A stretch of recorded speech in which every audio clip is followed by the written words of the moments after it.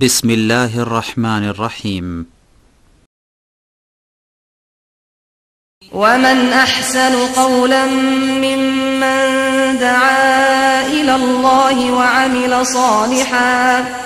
وعمل صالحا وقال إنني من المسلمين. أعوذ بالله من الشيطان الرجيم. وقالت اليهود يد الله مغلولة غلت أيديهم ولعنوا بما قالوا بل يداه مبسوطتان ينفق كيف يشاء وليزيدن كثيرا منهم ما أنزل إليك من ربك طغيانا وكفرا وألقينا بينهم العداوة والبغضاء إلى يوم القيامة كلما أوقدوا نارا للحرب أطفأها الله ويسعون في الأرض فسادا والله لا يحب المفسدين.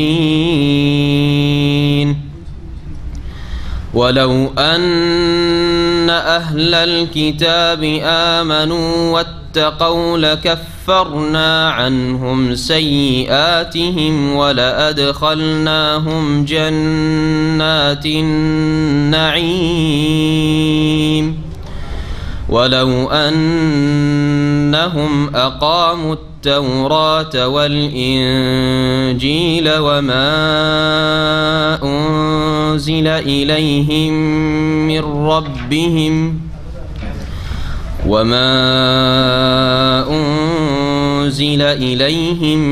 من ربهم لأكلوا من فوقهم ومن تحت أرجلهم منهم أمة مقتصدة وكثير منهم ساء ما يعملون. يا أيها الرسول بلغ ما أنزل إليك من ربك وإن لم تفعل فما بلغت رسالته والله يعصمك من الناس إن الله لا يهدي القوم الكافرين. قل يا أهل الكتاب لستم على شيء حتى تقيموا التوراة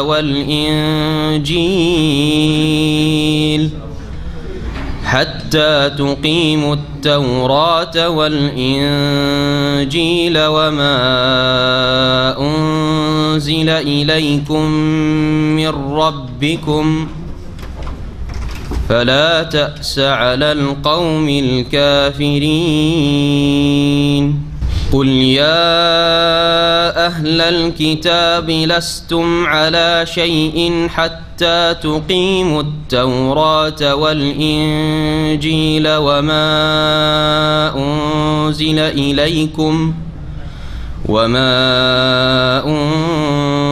إليكم من ربكم وليزيدن كثيرا منهم ما أنزل إليك من ربك طغيانا وكفرا فلا تأس على القوم الكافرين.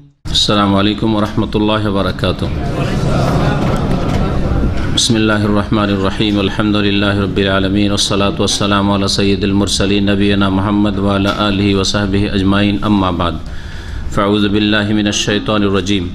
وقالت اليهود يد الله مغلولة غلت أيديهم ولعنوا بما قالوا بل يداه مبسوطتان ينفق كيف يشاء ولا يزيدن كثيرا منهم ما أنزل إليك من ربك طغيانا وكفرا وألقينا بينهم العداوة والبغضاء إلى يوم القيامة كلما أوقدوا نارا للحرب أطفاها الله ويسعون في الأرض فسادا والله لا يحب المفسدين মহান আল্লাহ সমস্ত প্রশংসা যে আল্লাহ পাক রব্বুল আলামিন মানব জাতির কল্যাণ চান। সেজন্য আল্লাহ পাক রব্বুল আলামিন মানুষকে সৃষ্টি করার পরে তার জীবন বিধান আসমানি সিলেবাস নাজিল করেছেন যাতে করে তারা দিক নির্দেশনা হাসিল করতে পারে, সেখান থেকে আলো নিতে পারে, হেদায়েত নিতে পারে। সালাত এবং সালাম আম্বিয়া রসুলগণের ওপর, বিশেষ করে শেষ নবী মুহাম্মদ রাসূলুল্লাহ সাল্লাল্লাহু আলাইহি সাল্লামের ওপর, যাকে আল্লাহ পাক কোরআনে কারীম দিয়ে সারা বিশ্বের সমস্ত মানুষের জন্য রাসূল করে প্রেরণ করেছেন। আমাদের সূরা মায়দার তাফসীরের এটা হচ্ছে 7ম পর্ব, আয়াত নম্বর 64 পর্যন্ত শেষ করেছিলাম। শেষখানে সময়ের অভাবে তাড়াহুড়াই, সুতরাং আবার সেই আয়াত সম্পর্কে 2-4টি কথা বলে আয়াত নম্বর 65 থেকে আসল আমাদের তাফসীর শুরু হবে। আল্লাহ পাক রব্বুল আলামিন আয়াত নম্বর 64-তে ইহুদিদের কথা বর্ণনা করেছেন। তার আগেও ইহুদিদেরই কথা আলোচনায় হয়ে আসছে।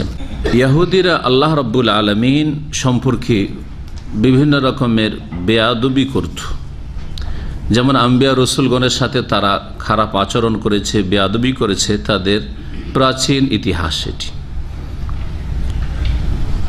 তারা তাদের অভাব দেখা দিলে আল্লাহ রাব্বুল আলামিনকে কৃপণ বলত, তাতে কোনো দ্বিধা করতো না।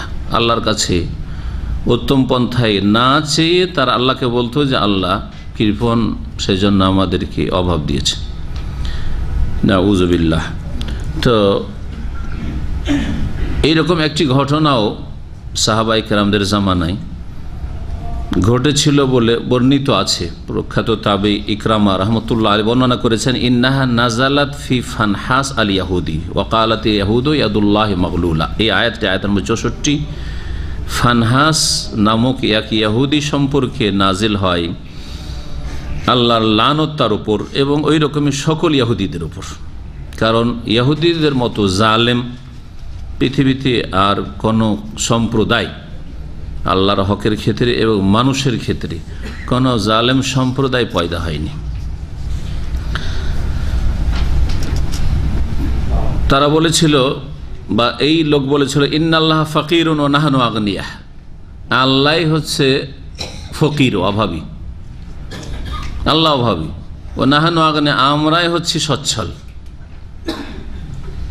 এইরকম কথা বলেছিল। আবু বকর সিদ্দিক রাদিয়াল্লাহু তাআলা আনহু শুনতে পেয়ে তাকে মার দিয়েছিলেন। ফাদারাবাহু আবু বকর সিদ্দিক রাদিয়াল্লাহু আনহু, আল্লাহর দ্বীনের গায়রাতে, আত্মমর্যাদা বোধে এবং আল্লাহর জন্য, আল্লাহর দ্বীনের জন্য, আল্লাহ রাসূলের জন্য রাগান্বিত হওয়া সওয়াবের কাজ, এবং কোন এইরকম অপরাধীকে শাস্তি দেওয়া, মার দেওয়া সওয়াবের কাজ।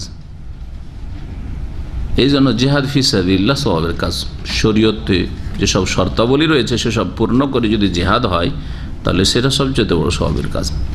অনেকে এটিকে ষষ্ঠ ইসলামের স্তম্ভ বলেছেন। ইসলামের যে 5টি স্তম্ভ, 6 নম্বর স্তম্ভ বলেছেন আমর বিল মারুফ অথবা জিহাদ ফি সাবিলিল্লাহ অথবা দাওয়া ইলাল্লাহ। 3টাই একই কাজ, আল্লাহর দ্বীনের দাওয়াত দেওয়া, ভালো কাজের উপদেশ দেওয়া, অন্যায় কাজে বাধা দেওয়া, অথবা আল্লাহর রাস্তায় সর্বাত্মক প্রচেষ্টা চালানো, জিহাদ ফি সাবিলিল্লাহ, যেটা অন্তরের ঘৃণা করে প্রতিবাদ থেকে শুরু করে কথার দ্বারা, আর প্রয়োজনে বল প্রয়োগ করা, অস্ত্রের প্রয়োগ, জিহাদ ফি সাবিলিল্লাহ। তো আবু বকর সিদ্দিক রাদিয়াল্লাহু ওই লোককে মার দিয়েছিলেন। ওয়াকাদ রাদ্দাল্লাহু আযজা ওয়া জাল্লা আলাইহিম মা কালুহু, যেই বেয়াদবি কথা বলেছিল এই ইহুদি, তার খণ্ডন আল্লাহ পাকে আয়াতে করেছেন। মহান আল্লাহ বলছেন, ওয়াকালাতিল ইয়াহুদু ইয়াদুল্লাহি মাগলুলা, ইহুদিরা বলে থাকে যে আল্লাহর হাত হচ্ছে সংকুচিত বা আবদ্ধ,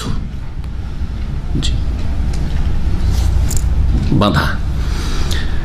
গোল্লাত আইদিহিম, আল্লাহ পাক রব তাদের উপর অভিসম্পাত করছেন, তাদের হাত ধ্বংস হোক, তাদের হাত সংকুচিত হোক, মানে ধ্বংস হোক। ও লয়েনু বেমা কালু, আর তারা যে কথা বলেছে এর কারণে তাদের ওপর লানত, অভিসম্পাত হোক। বালিয়াদাহু মাবসুতাত, যেমন তেমন অপরাধের কথা না। আল্লাহ রাব্বুল আলামিন তোমাকে অস্তিত্ব দান করলেন, সৃষ্টি করলেন, তুমি কিছুই ছিলেন না। আলাম ইয়াকুন শাইআম মাযকুরা, কিছুই ছিলেন না, না থেকে হায় নিয়ে আসলেন। আল্লাহ পাক রব্বুল আলামিন রব প্রতিপালন করলেন সমস্ত স্তরে স্তরে স্তরে, যখন যা প্রয়োজন।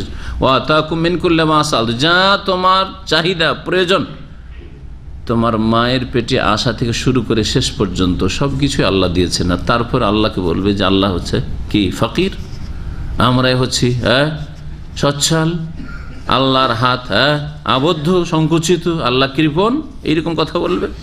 ধ্বংস হোক এরা। আল্লাহ পাক রব্বুল আলামিনের লানত গজব রয়েছে এই ইহুদি জাতির উপর।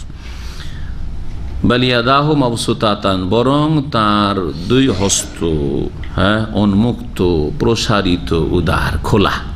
বাসাতে আবসত মানে খোলা। আল্লাহ রাব্বুল হাত প্রশস্ত, আর আল্লাহ দুই হাতের কথাও বলেছেন, তার মানে আল্লাহ রাব্বুল আলামিনের হাত আছে। এটি হচ্ছে আহলে সুন্নাত ওয়াল জামাতের আকীদা। কেউ যদি হাতকে অস্বীকার করে, আমি আল্লাহর হাত মানি না, সে কোরআন অস্বীকার করলো, কোরআনের একটি আয়াত অস্বীকার করলে সে মুসলিম থাকে না। কেউ যদি অপব্যাখ্যা করে যে আল্লাহর হাত মানে ক্ষমতাগত হাত, কুদরতি হাত, তাহলে সে গোমরাহ পথভ্রষ্ট।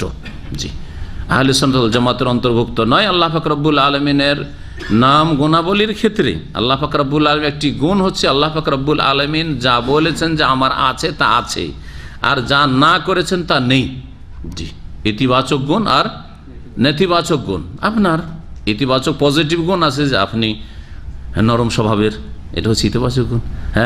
আপনি খুব দয়ালু মানুষ, আপনার মায়া মমতা খুব বেশি, ঠিক না? আপনি কঠোর পরিশ্রমী, এগুলো ভালো গুণ কিনা? এগুলো হচ্ছে ইতিবাচক পজিটিভ গুণ। আর নেগেটিভ গুণ, আপনি নিষ্ঠুর না, কর্কশ ভাষী না, আপনি মিথ্যুক না। জি হ্যাঁ, তো আল্লাহ রাব্বুল আলামিন ওই রকমই সেফাতে ইজাবিয়া, সেফাতে সালবিয়া, ইতিবাচক গুণও রয়েছে আর নেতিবাচক। লাম ইয়াকুল লাহু ওয়ালাদ, তার সন্তান সন্ততি নেই। লাম ইয়াত্তাখিজ সাহেবা, তার সঙ্গিনী স্ত্রী নেই। জি, তার কোনো শরিক নেই, তিনি অসহায় নন, অপারগ নন। এগুলি হচ্ছে সব নেতিবাচক গুণ। যা আল্লাহ বলেছেন তা মানতে হবে, তাতে বিকৃতিও ঘটানো যাবে না, অপব্যাখ্যাও করা যাবে না, অস্বীকৃতি জানানো যাবে না, আর তার সাদৃশ্যতা পোষণ করা যাবে না। যে আল্লাহর গুণ, আল্লাহর দয়া আপনার দয়ার মতো নাকি? না আল্লাহর দয়া আল্লাহর দয়ার মতো? ঠিক ওই রকম আল্লাহর হাত আল্লাহর মতো। আমার দেশের এক শ্রেণী আলেম সমাজ ভ্রান্ত আকিদা, ইলমুল কালাম, আকিদা নাসাফিয়া আর আশারি মাতুরিদি, সব ভ্রান্ত বিদাতি আকিদা পড়ার কারণে কওমি মাদ্রাসাগুলিতে অথবা আলিয়া মাদ্রাসাতে এসব পড়ার কারণে মগজে আগে থেকে ভাইরাস ঢুকে আছে, আগাছা ঢুকে আছে, যার ফলে আলেম হয়েছে, মুফতি সেজেছে, বড় বড় ডিগ্রি নিয়েছে, মানুষের কাছে বড় বড় লম্বা লম্বা ওয়াজ করে, কিন্তু নিজের আকিদাটি আল্লাহ সম্পর্কে ঠিক করতে পারেনি। আল্লাহ সর্বত্র বিরাজমান, আল্লাহর আরশ আজিমে সমুন্নত বিশ্বাস করে না। অথচ কোরআন কারীমের একটি আয়াত না, বহু আয়াত রয়েছে যে আল্লাহ সমস্ত সৃষ্টির ঊর্ধ্বে রয়েছে। আল্লাহ রাব্বুল আলামিনের হাত অস্বীকার করে, আল্লাহ রাব্বুল চোখ অস্বীকার করে, আল্লাহ রাব্বুল আলামিনের চেহারা অস্বীকার করে। অথচ কোরআন কারীমে স্পষ্ট ওয়াজহুন চেহারা, আইনুন চক্ষু আছে না নেই কোরআন কারীমে? ওয়ালে তুসনা আলা আইনি, হে মুসা যাতে তুমি লালিত পালিত হও আমার চোখের সামনে। আনিস নাইল ফুলকা ফুলকা বে আয়নেনা ওয়াহিয়ানা, নূহ আলাইহিস সালাম বলছেন তুমি পানি জাহাজ তৈরি করো, বে আয়নেনা আমার চোখের সামনে, ওয়াহিয়ানা আমার নির্দেশে। সব অস্বীকার, বিকৃতি, সমস্ত গুমরাহি। সে দাড়িওয়ালা লোক এই গুমরাহিতে নিমজ্জিত থাক, অথবা দাড়িবিহীন লোক থাক, সৎ লোক থাক, বাহ্যিক দৃষ্টিতে অসৎ লোক থাক, তারা গুমরাহ আহলে সুন্নাত ওয়াল জামাতের অন্তর্ভুক্ত নয়। আল্লাহ পাক রব্বুল আলামিনের তাওহীদুল আসমা সিফাতের ক্ষেত্রে ইউনফিকু কাইফা ইয়াশা, যেইভাবে চান আল্লাহ পাক ব্যয় করেন, খরচ করেন, মানে দান করেন।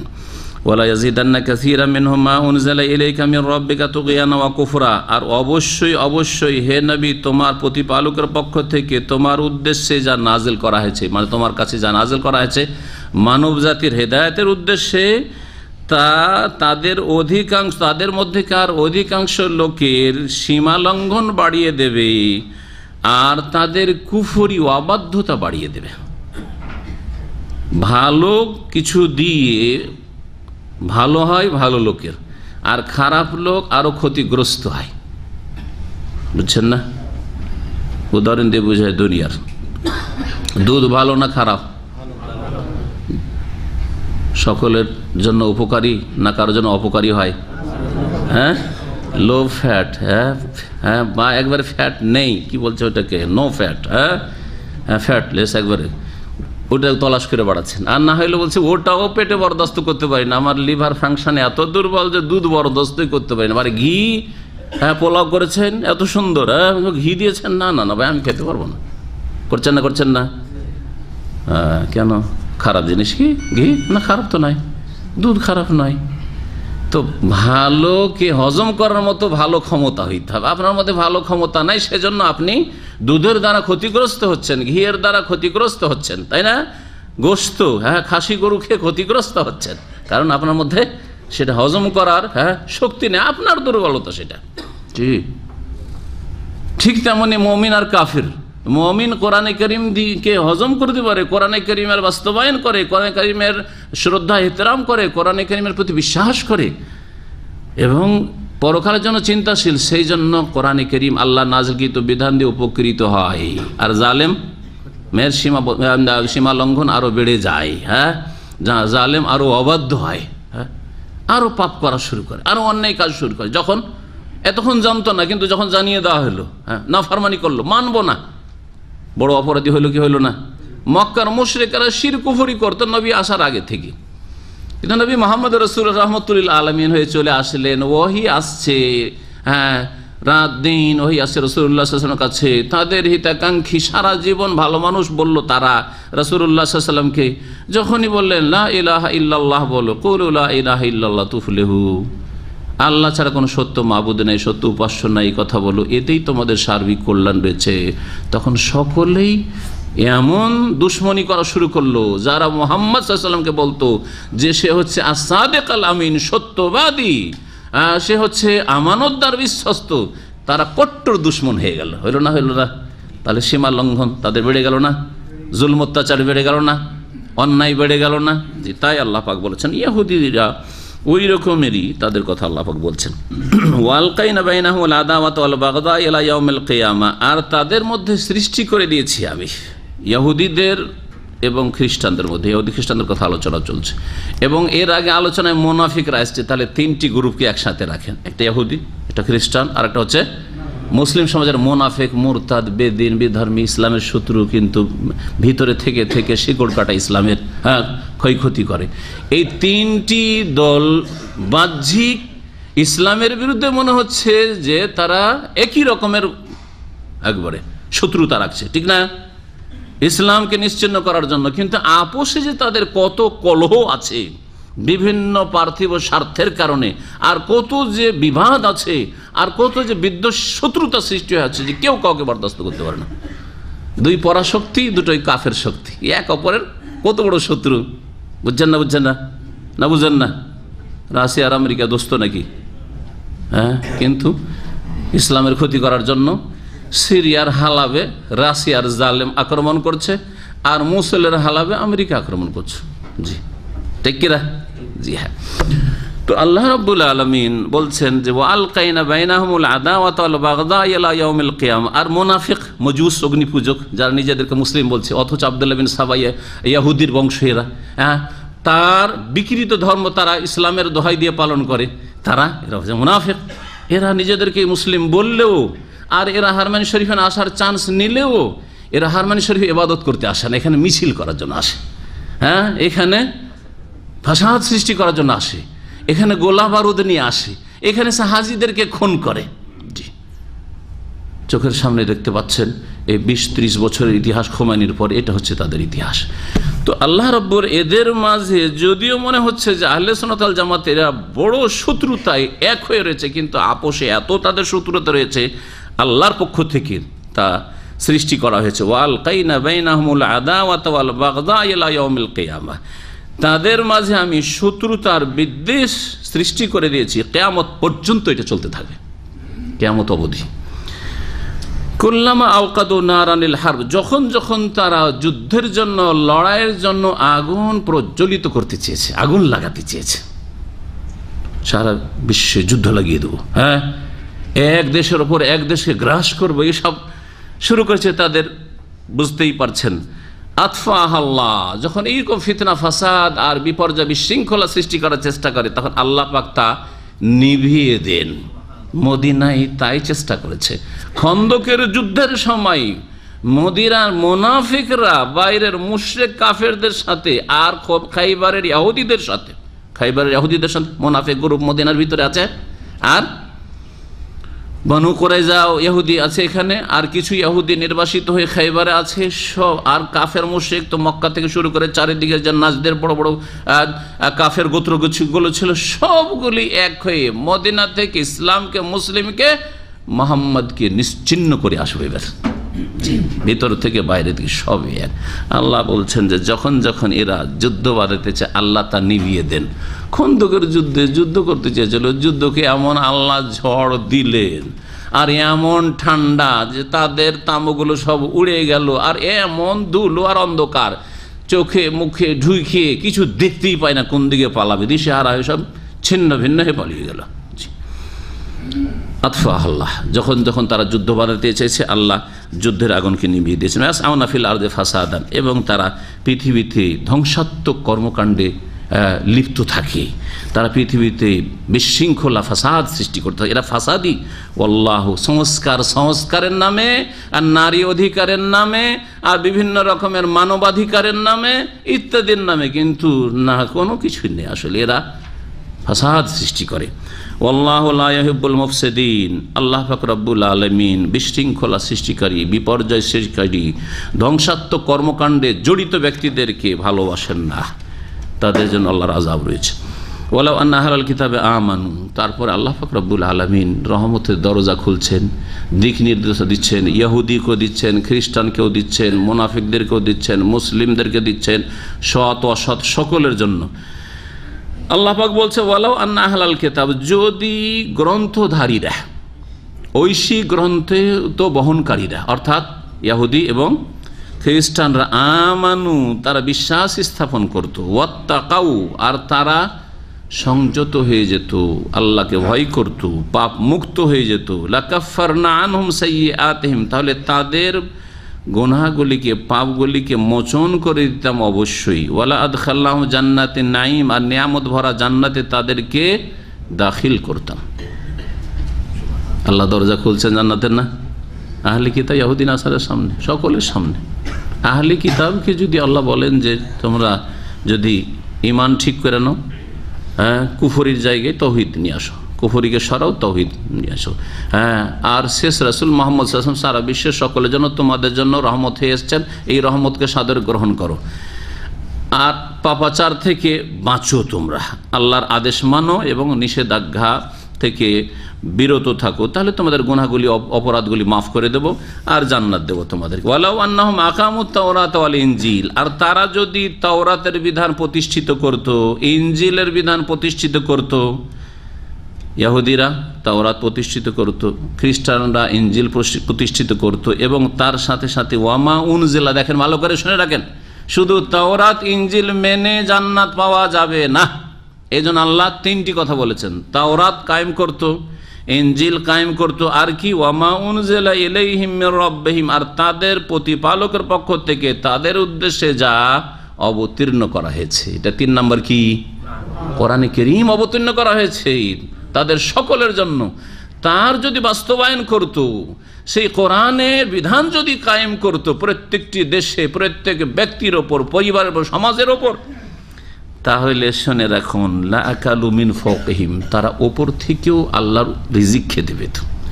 ওয়ামিন তাহাতি আরজুলিহিম, তাদের পায়ের তলা থেকেও আল্লাহর রিজিক খেতে পেত। মিনহু উম্মাতুম মুক্তাসিদা, কিন্তু তাদের একটি দল শুধু মধ্যমপন্থী রয়েছে, অল্প সংখ্যক কিছু লোক রয়েছে তাদের মধ্য থেকে মধ্যমপন্থী, যাদের কাছে রাসূলুল্লাহ সাল্লাল্লাহু আলাইহি ওয়াসাল্লাম যখন আল কোরআন নিয়ে আসলেন তখন তারা দ্রুত দ্বীন ইসলামকে সাদরে গ্রহণ করল, তাওহীদের সাক্ষ্য প্রদান করলো, লা ইলাহা ইল্লাল্লাহ আর শাহাদাত দিল, মুহাম্মদুর রাসূলুল্লাহ শাহাদাত দিল। যেমন ইহুদিদের মধ্যে বড় একজন আলেম মদিনায় নবী সাল্লাল্লাহু আলাইহি ওয়াসাল্লাম হিজরত করে আসতে ইসলাম কবুল করেছিলেন, তার নাম কি? আব্দুল্লাহ ইবনে সালাম রাদিয়াল্লাহু তাআলা আনহু। আর একজন বড় আলেম তাদের ইসলাম কবুল করেছেন উমর রাদিয়াল্লাহু তাআলা নবী সাল্লাল্লাহু আলাইহি ওয়াসাল্লামের পরে, কাব আল আহবার। জি, আর তার সাথে অল্প সংখ্যক কিছু লোক, জি, খ্রিস্টানদের মধ্য থেকে, জি হ্যাঁ, ইসলাম কবুল করেছেন বেশ কিছু। তারপরে সালমান ফার্সি পারস্য দেশ থেকে বেরিয়েছেন ইসলামের তলাশে, শেষ নবীর তলাশে।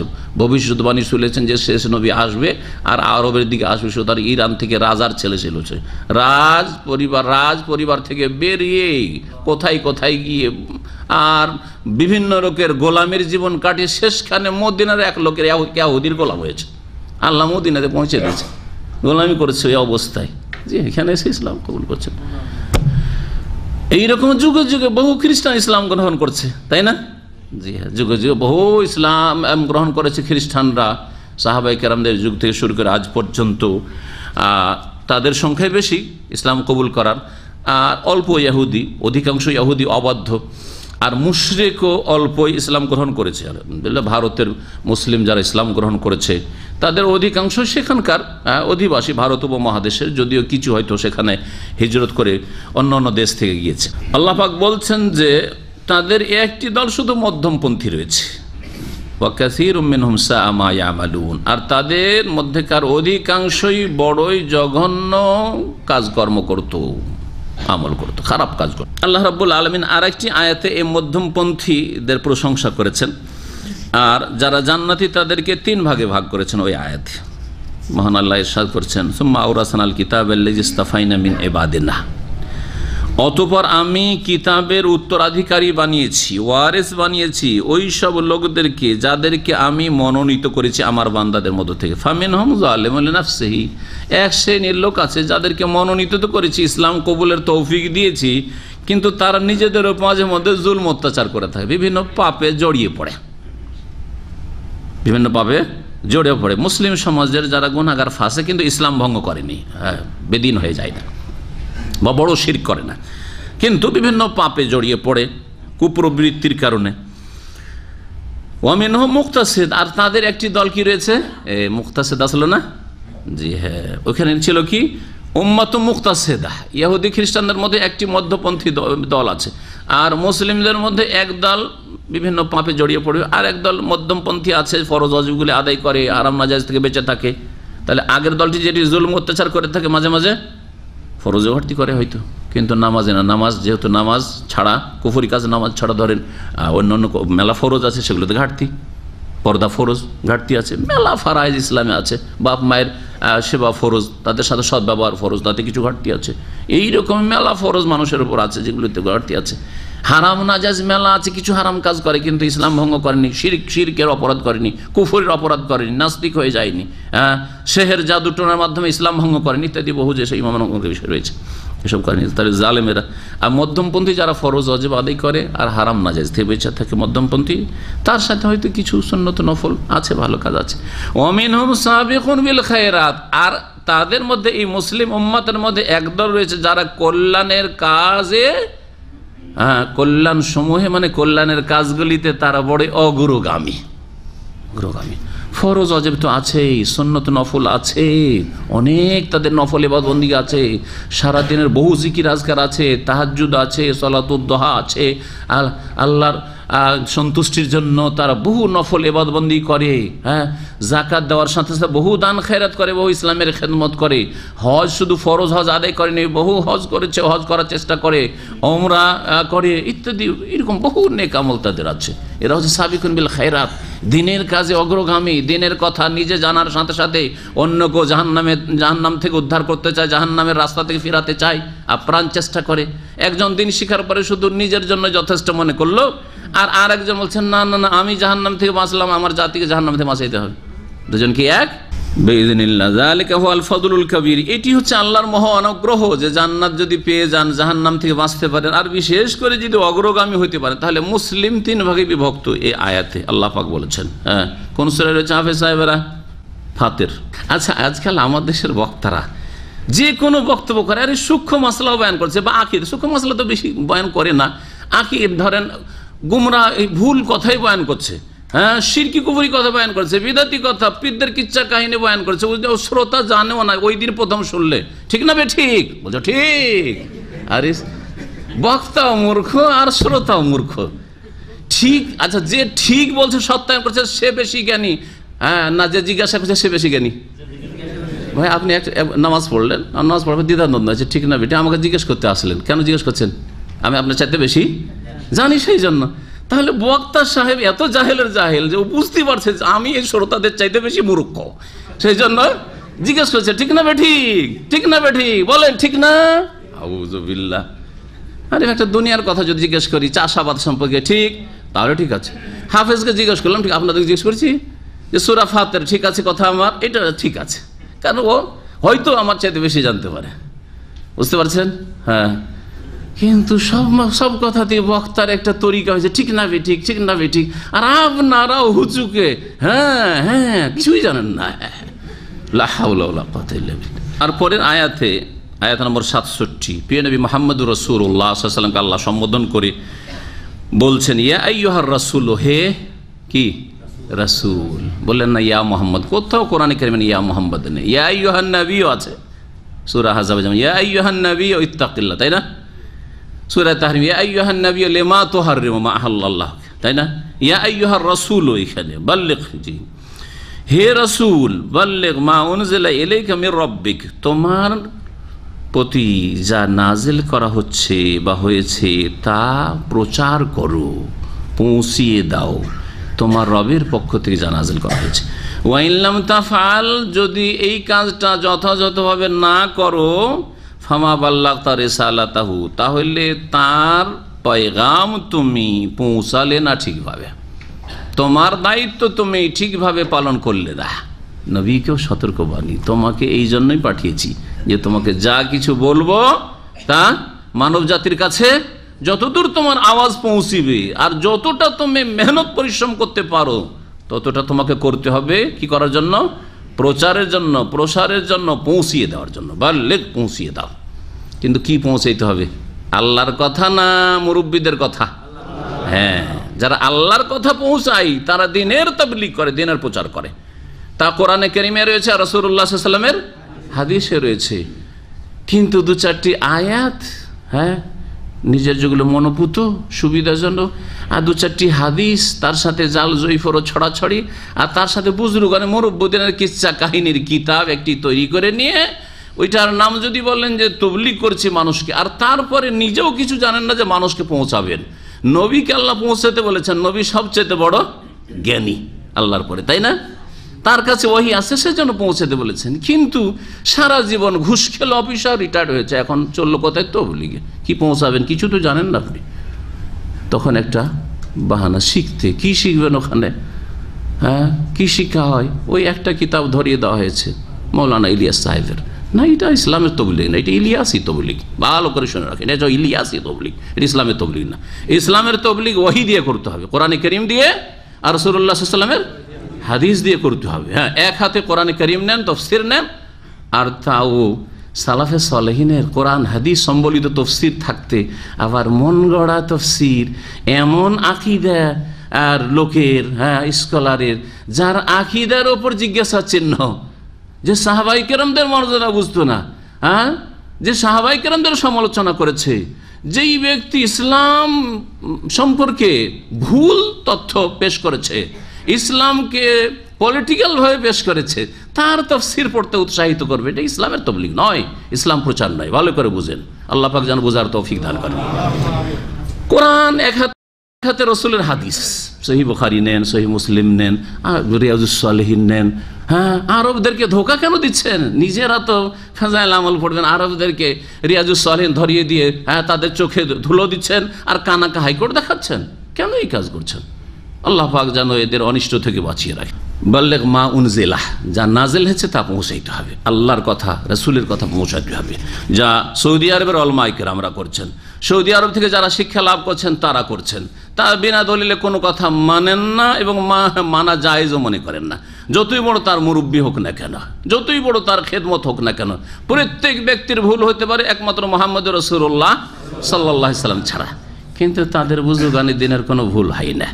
তাদের শিরক বিদআতেরও সমালোচনা করলে গাল খেতে হয়। তাদের শিরক বিদআত ভুল ধরলে এ শুধু ভুলই ধরে বেড়ায়, অপরাধ হয়ে গেল ভুল দ্বারা। আরে নবী করিম সাল্লাল্লাহু আলাইহি ওয়াসাল্লাম যদি মক্কার মুশরিকদের ভুল না ধরতেন তাহলে তো কেউ গাল দিত না, কেউ দুশ্মনী করতো না, মক্কা থেকে তাড়াইতো না। হ্যাঁ, প্রথম তো লা ইলাহা এগুলো নেই, তো প্রথমেই তো ভুল ধরা হয়েছে। কালেমাতেই তো আগে ভুল ধরা হয়েছে। লা ইলাহা এগুলো নেই, ভুল ধরলো না। ইল্লাল্লাহ, আল্লাহর ইবাদত আছে। তাহলে ইসলামে ভুল ধরতে হবে। আগাছা সাফ করতে, চাষিও আগে ভুল ধরে। হ্যাঁ, ঘাস সাফ করে জমি থেকে, তারপরে বীজ ছিটায়। জি, ভুল ধরা ছাড়া কোনো উপায় নেই যদি আপনি আল্লাহর দিন মানুষকে পৌঁছাতে চান। আর মূর্খরা যারা গাল দাওকে নিজের ধর্ম বানিয়ে ফেলেছে, তাদের কথা শুধু ভুল ধরে। ভুল না ধরলে আপনি যে জাহান্নামে যাবেন। আপনি ভুল পথে গিয়ে আপনি ডাকাতের হাতে পড়তে যাচ্ছেন, আপনার একজন জানে যে এটা ডাকাতের পথ, এই গলিতে গেলে ছিনতাই হয়ে যাবে, তার জন্য ফরজ নয় আপনার জান বাঁচানো? অবশ্যই ফরজ। দুনিয়ার ক্ষেত্রে যদি এটা ফরজ হয়ে যায় তো আপনি জাহান্নামে পড়তে যাচ্ছেন, আর সে হিতাকাঙ্ক্ষী হয়ে জাহান্নামের রাস্তা থেকে আপনি ইসলাম পালন করছেন, কিন্তু এমন ভুল ইসলাম পালন করছেন যে ইসলামের কারণে ইসলাম পালন করেও আমেলাতুন নাসিবা তাসলা নারান হামিয়া, জ্বলন্ত আগুনে পড়তে হবে। তা আপনার ভুল না ধরলে তো আপনার ক্ষতি হলো, আপনার ক্ষতি হলো। আল্লাহ পাক যেন আমাদের বুঝার তৌফিক দান করেন। ইয়া আইয়ুহার রাসূল বাল্লিগ মা উনজিলা ইলাইকা মির রাব্বিকা ওয়া ইন লাম তাফআল ফামা বাল্লাগতা রিসালাতাহ। যা নাজিল হচ্ছে তার প্রচার করো তোমার রবের পক্ষ থেকে। ওয়া ইন লাম তাফআল, আর এই দায়িত্ব যদি পালন না করো ঠিকভাবে, তাহলে আল্লাহর রিসালাত, আল্লাহর মেসেজ পয়গাম তুমি পৌঁছালে না, যে দায়িত্ব তোমাকে দিয়েছি। ওয়াল্লাহু ইয়াসিমুকা মিনান নাস, আর পৌঁছাতে গিয়ে কাউকে ভয় করিও না, কারণ আল্লাহ তোমাকে রক্ষা করবেন, বাঁচাবেন মানুষ থেকে, মানে মানুষের অনিষ্ট থেকে। হাদিসে রয়েছে প্রিয় মুহাম্মদুর রাসূলুল্লাহ সাল্লাল্লাহু আলাইহি সাল্লামের বাড়ির চারপাশে এই আয়াত নাজিল হওয়ার আগে পর্যন্ত, যেহেতু মদিনায় মুনাফিক দুশমন আছে, ইহুদি শত্রু আছে, আবার বাইরের মুশরিক শত্রুরা যে কোনো সময় হামলা করে দিতে পারে, সেজন্য সাহাবায়ে কেরামরা পাহারা দিতেন। নবী সাল্লাল্লাহু আলাইহি সাল্লাম না বললেও তারা ঘোরাঘুরি করতেন, রাত্রে ঘোরাঘুরি করতেন নবী সাল্লাল্লাহু আলাইহি সাল্লামের বাড়ির চারিদিকে, মসজিদে নবীর আশেপাশে, নবীর ঘরের চারিদিকে ঘোরাঘুরি করতেন সারা রাত।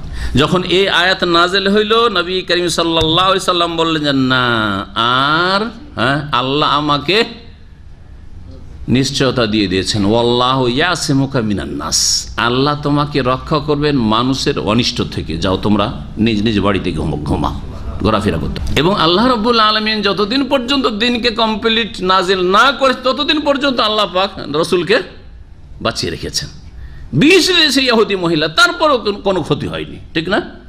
আর যখন আলিয়ামা আকমালতু লাকুম দীনাকুম হয়ে গেল বিদায় হজে, আর তারপরে হজ করে আসজিল হজ মাসে ফিরে আসলেন, মুহররম গেল, সফর গেল, রবিউল আউয়াল মাসে রাসূলুল্লাহ সাল্লাল্লাহু আলাইহি ওয়াসাল্লাম ইন্তেকাল করলেন, কাজ শেষ হয়ে গেছে। জি, ইযা জা নাসরুল্লাহ ওয়াল ফাত, আল্লাহর সাহায্য চলে এসছে, বিজয় হাসিল হয়ে গেছে। ওরা আয়তান নাস ইয়াদখুলুনা ফি দীনিল্লাহ আফওয়াজা, এখন ভয় নেই, ইসলাম কবুল করলে দলে দলে আসছে, নির্দ্বিধায় আর সাহসের সাথে ইসলাম গ্রহণ করতে পারছে, রাস্তায় কোনো ইট পাটকেল নেই, বাধা নেই। ইয়াদখুলুনা ফি দীনিল্লাহ, দলে দলে ইসলামে প্রবেশ করছে লোকেরা। কাজ তোমার হয়ে গেছে। ফাসাব্বিহ বিহামদি রাব্বিকা ওয়াস্তাগফির, এখন আল্লাহ পাকের তাসবিহ করো, আখিরাতের সম্বল বেশি বেশি সঞ্চয় করো, আর আল্লাহর প্রশংসার সাথে সাথে ইস্তেগফার করো আল্লাহর কাছে। ইন্নাহু কানা তাওয়াবা, সূরা নাসর নাজিল হলো। আল্লাহ পাক বলছেন ইন্নাল্লাহা লা ইয়াহদিল কওমাল কাফিরিন, নিশ্চয়ই আল্লাহ পাক কাফের সম্প্রদায়কে সঠিক পথে পরিচালিত করেন না, কারণ তারা অবাধ্যতার পথ যখন নিয়েছে তখন আল্লাহ পাক জবরদস্তি করেন না। কুল, হে নবী বলে দিই, আহলাল কিতাবে, হে আহলে কিতাব, হে কিতাবধারীরা, ইহুদি নাসারা, লাস্তুম আলা শাইইন, তোমরা কোনো ভিতের ওপর প্রতিষ্ঠিত নও। লাস্তুম আলা শাই, তোমরা কোনো ভিত্তির ওপর প্রতিষ্ঠিত না, কায়েম না, হাত্তা তুকিমুত তাওরাত ওয়াল ইনজিল, যতদিন পর্যন্ত তোমরা সঠিকভাবে অবিকৃত আসল রূপে যে তাওরাত নাযিল হয়েছে, তাওরাত প্রতিষ্ঠা না করবে, যাতে ছিল তৌহিদ, ওয়াল ইনজিল, আর ইনজিল কায়েম না করবে, ওয়ামা উনজিলা ইলাইকুম মির রাব্বিকুম, আর তোমাদের প্রতিপালকের পক্ষ থেকে যা নাযিল করা হয়েছে, কি কোরআনে কারীম, তা যতদিন পর্যন্ত কোরআনী আইন কায়েম না করবে, কোরআনের জীবনের প্রতিটি ক্ষেত্রে বাস্তবায়ন না করবে, ব্যক্তি জীবনে, পারিবারিক জীবনে, সমাজে, রাষ্ট্রনীতিতে, আদালতে, যতদিন পর্যন্ত বাস্তবায়ন না করবে ততদিন পর্যন্ত তোমাদের কোনো ভিত্তি নেই, তোমরা কোনো ভিত্তিরও প্রতিষ্ঠিত নও। এটা যেমন তাদেরকে বলা হয়েছে, সকলকে বলা হয়েছে, ঠিক না? তাদেরকে যদি বলা হয় তো আমাদেরকে প্রথমে সম্বোধন না, তাহলে মুসলিম জাতিতে মুসলিম, কিন্তু কোরআনের বাস্তবায়ন জীবনে করলেন। আল্লাহ বলছেন আকিমুস সালাত, নামাজ আপনার 5 ওয়াক্ত ঠিক নেই, সময় মতো নামাজ হয় না, তাহলে তোমার কোনো ভিত্তি নাই হে মুসলিম, লাস্তুম আলা শাই। ভালো করে হাত্তা, তারপর বলছেন ওমা উনজিলা ইলাইকুম মির রাব্বিকুম ওয়া লা ইয়াজিদান্না কাসীরাম মিনহুম মা উনজিলা ইলাইকুম মির রাব্বিকা তুগয়ানা ওয়া কুফরা। হে নবী, তোমার রবের পক্ষ থেকে তোমার প্রতি যা নাজেল হচ্ছে তা তাদের অধিকাংশের সীমা লঙ্ঘনকে, তুগয়ান সীমা লঙ্ঘন, আর কুফরিকে বৃদ্ধি করবে। ফালা তাসা আলাল কওমিল কাফিরিন, সুতরাং তুমি কাফের সম্প্রদায়ের ওপর হাহুতাশ করিও না, আক্ষেপ করিও না, আক্ষেপ করিও না, দুঃখ করিও না। দুঃখটাকে মানুষ স্বেচ্ছায় করে না, অনিচ্ছাকৃত আসে। এটা জিজ্ঞাসা করা চলবে, কারণ এটা হচ্ছে জেনারেল নলেজ। কারণ আপনিও দুঃখিত হন, আপনিও খুশি হন। খুশিটা কি নিয়ে আসতে হয় না নিজে নিজে চলে আসে? নিজে নিজে খুশির কিছু ব্যবস্থা হইলে চলে আসে, তাই না? আচ্ছা, দুঃখ, মা মারা গেছে, আমি দুঃখিত হব না। আরে দুঃখিত হন না, দুঃখ আসবেই, আসবে না? আপনি কি শখ করে দুঃখ নিয়ে এসছেন? আর যদি এড়াতে আমি দুঃখ করবই না, একবারে জিরো, কিচ্ছু নেই, হবে? হবে, হ্যাঁ। তার বহিঃপ্রকাশ ঘটাচ্ছেন না, হ্যাঁ, বহিঃপ্রকাশ ঘটাচ্ছেন না, একবারে কান্নায় ভেঙে পড়েছেন, হাই হাই করছেন না, কিন্তু দুঃখ অবশ্য আছে, শোক আছে। তাহলে আল্লাহ যে বলছেন যে তুমি কাফের সম্প্রদায় বলো দুঃখিত হইও না, তো মানে দুঃখ করিও না, না, এতে সান্ত্বনা দেওয়া হয়েছে। দুঃখ এমনি চলে আসে। রাসূলুল্লাহ সাল্লাল্লাহু আলাইহি ওয়াসাল্লাম বড়ই দয়ালু ছিলেন, বিল মুমিনিন রাউফুর রহিম। হাই রে, এই লোকগুলো জাহান্নামে যাবে, দুঃখিত হইতেন, মনে কষ্ট পেতেন, চিন্তিত হয়ে যেতেন, হ্যাঁ, আপ্রাণ চেষ্টা করতেন। লাআল্লাকা বাখিউন নাফসাক আল্লা ইয়াকুনু মুমিনিন, এরা যদি ইসলাম গ্রহণ না করে তাহলে কি তুমি নিজেকে ধ্বংস করে ফেলবে? তুমি কি হার্ট অ্যাটাক করে মারা যাবে? সান্ত্বনা দিচ্ছেন না। কেন কেন তুমি ভেঙে পড়ছো? তোমার কাজ তুমি করে যাও, তারপরে ফামান শাফালি ইউমান ওমান শাফালি একফর, মানুক মানুক, না মানুক তাই মানুক, করার কি আছে? তো দুঃখ করিও না মানে দুঃখ নিজের হাতে নেই, মানে তোমাকে সান্ত্বনা দিচ্ছি তোমার দুঃখে, হ্যাঁ, তোমার এই কষ্টে সান্ত্বনা দিচ্ছি, ধৈর্য ধারণ করো। ইন্নাল্লাযীনা আমানু ওয়াল্লাযীনা হাদু ওয়াস-সাবিউনা ওয়ান-নাসারা মান আমানা বিল্লাহি ওয়াল ইয়াউমিল আখির ওয়া আমিলা সালিহান ফালা খাউফুন আলাইহিম ওয়া লা হুম ইয়াহজানুন। এই আয়াতের ব্যাখ্যা তাফসীর ভুল বোঝার কারণে অনেক দুনিয়ার শিক্ষিতরা বিভ্রান্তির শিকার হয়েছে, গোমরাহ হয়েছে। সেই জন্য এই আয়াতের তাফসীরটা ভালো করে আজকে শুনেন। নিশ্চয়ই যারা ঈমান নিয়ে এসেছে, অর্থাৎ যারা মুসলিম, ঈমান নিয়ে এসেছে মানে যারা মুসলিম, ওয়াল্লাযীনা হাদু, আর যারা ইহুদি হয়েছে, ইহুদি জাতির কথা হলো দ্বিতীয় জাতি, ওয়াস-সাবিউন, আর যারা সাবেঈ। সাবেঈ কারা? এই নিয়ে মুফাসসিরিনদের দ্বিমত রয়েছে। একদল বলছেন যে সাবেঈও ইহুদি খ্রিস্টানদের মতো কিতাব ধারণকারী, তাদেরও নবী ছিল, কোনো নবী ছিল, কিন্তু যুগের আবর্তন বিবর্তনে তারা প্রায় শেষ হওয়ার মতোই। জি, ইহুদি খ্রিস্টানের মতো এরকম প্রসিদ্ধ নেই। কেউ কেউ বলছেন না না, এরা তারকার পূজারী ছিল, মুশরিক। একদল মুশরিক সাবেঈ যারা তারকার পূজা। আর তারপরে আল্লাহ পাক রব্বুল আলামিন কি বলছেন? ওয়ান-নাসারা, এবং যারা খ্রিস্টান। মান আমানা, এখন শোন, মান আমানা বিল্লাহি ওয়াল ইয়াউমিল আখির, যারা আল্লাহর প্রতি বিশ্বাস স্থাপন করবে এবং পরকালে বিশ্বাস স্থাপন করবে, ওয়া আমিলা সালিহান, এবং সৎ কাজ করবে, ফালা খাউফুন আলাইহিম, তাদের কোনো ভয় নেই, ওয়া লা হুম ইয়াহজানুন, আর তারা চিন্তিত হবে না। এই আয়াত থেকে ভুল বুঝাটা শোনেন। কিং ফাহাদ পেট্রোলিয়াম ইউনিভার্সিটি জাহারানে আছে না, এখানে 5-7 বছর আমি তাফসীর করেছি।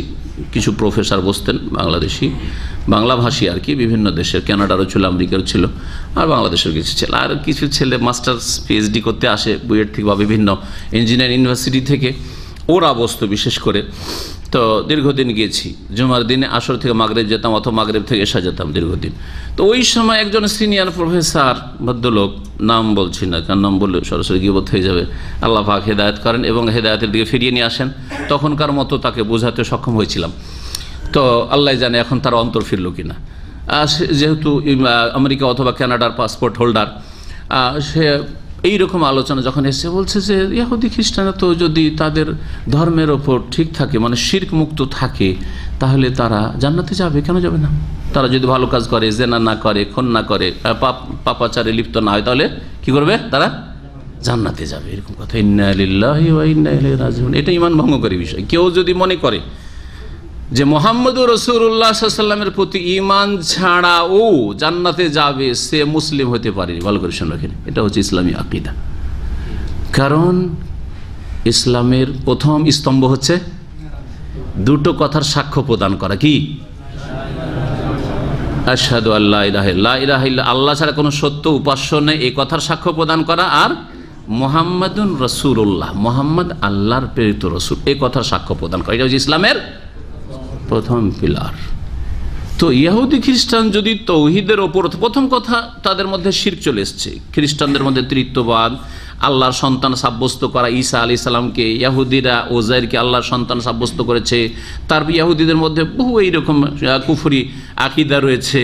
তাদের কিতাবকে তারা বিকৃত করে ফেলেছে, ইনজিলকে খ্রিস্টানরা বিকৃত করে ফেলেছে, তাদের ধর্ম বিকৃত ধর্ম। তারপরেও যদি বলে বিকৃত ধর্ম আমরা মানি না, আমাদের তো আসল তাওরাতেরটা মানি, আসল তাওরাতের অস্তিত্ব পৃথিবীতে নেই। জি, তারপরেও বলছি যে রাসূলুল্লাহ সাল্লাল্লাহু আলাইহি ওয়াসাল্লামের প্রতি ইহুদি খ্রিস্টান ঈমান নিয়ে আসেনি। যদি ঈমান নিয়ে আসে তখন আর ইহুদি খ্রিস্টান থাকছে না, তখন তার নাম কি হয়ে যাচ্ছে? ওয়াসাম্মাকুমুল মুসলিমিন, মুসলিম হয়ে যাচ্ছে। ঠিক কিনা? তাদের পূর্বপুরুষ ইব্রাহিম আলাইহিস সালাম ছিলেন, আর রাসূলুল্লাহ সাল্লাল্লাহু আলাইহি ওয়াসাল্লাম পূর্বপুরুষ ইসমাইল বংশে পূর্বপুরুষ ইব্রাহিম আলাইহিস সালাম। ঠিক কিনা? ইব্রাহিম আলাইহিস সালামের দিন হচ্ছে ওয়াসাম্মাকুমুল মুসলিমিন, মুসলিম হয়ে যেত।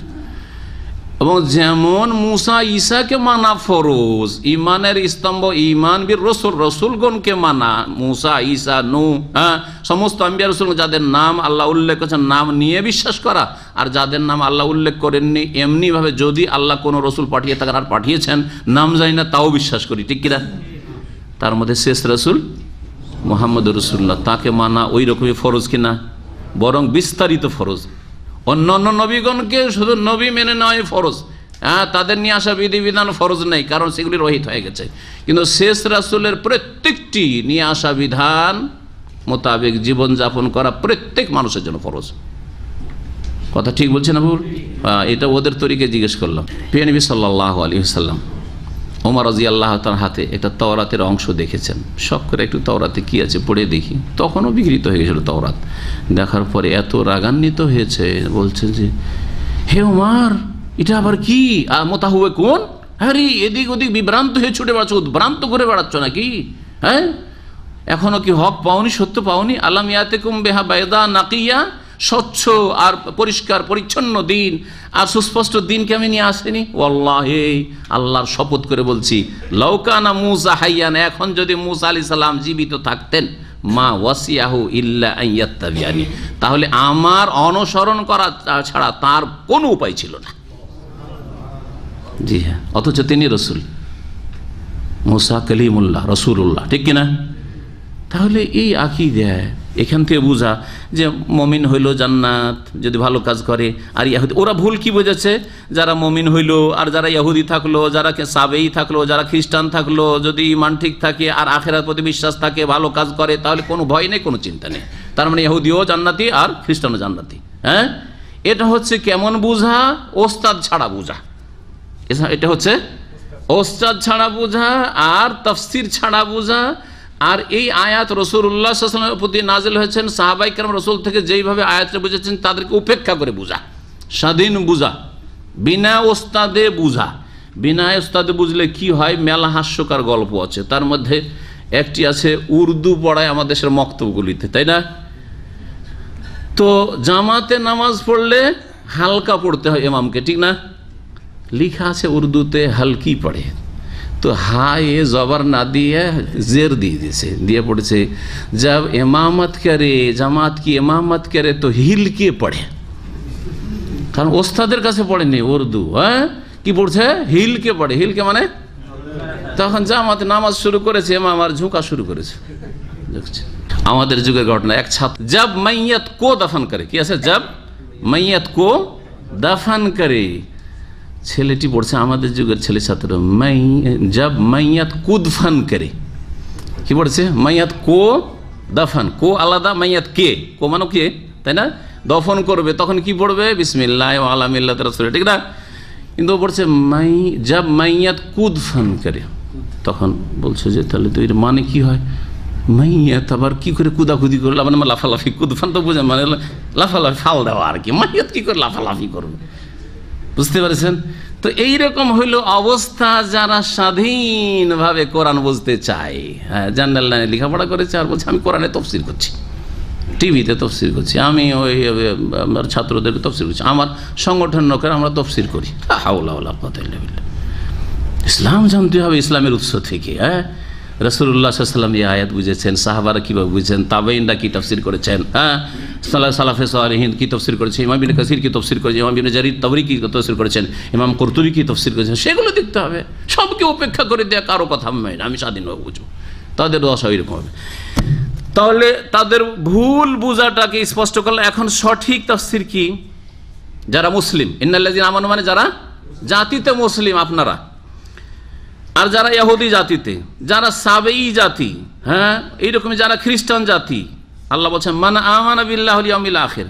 অন্য আয়াতে রয়েছে মান আমান মিনহুম বিল্লাহি, সূরা বাকারাতে রয়েছে মান আমানা মিনহুম, তাদের মধ্য থেকে যারা সত্যিকার আল্লাহর প্রতি আর পরকালে ঈমান নিয়ে আসবে। আজকে বলেন অধিকাংশ খ্রিস্টান জগৎ, যারা খ্রিস্টানদের সাথে বসবাস করেছেন, তারা বস্তুবাদী, বস্তু ছাড়া কিচ্ছু বুঝে না, তারা আখিরাত পরকাল সম্পর্কে কোনো জ্ঞান রাখে না। তাহলে বস্তুবাদী নাস্তিক হয়, বস্তুবাদী আবার খ্রিস্টান হয় নাকি? কিন্তু জন্মসূত্রে খ্রিস্টান।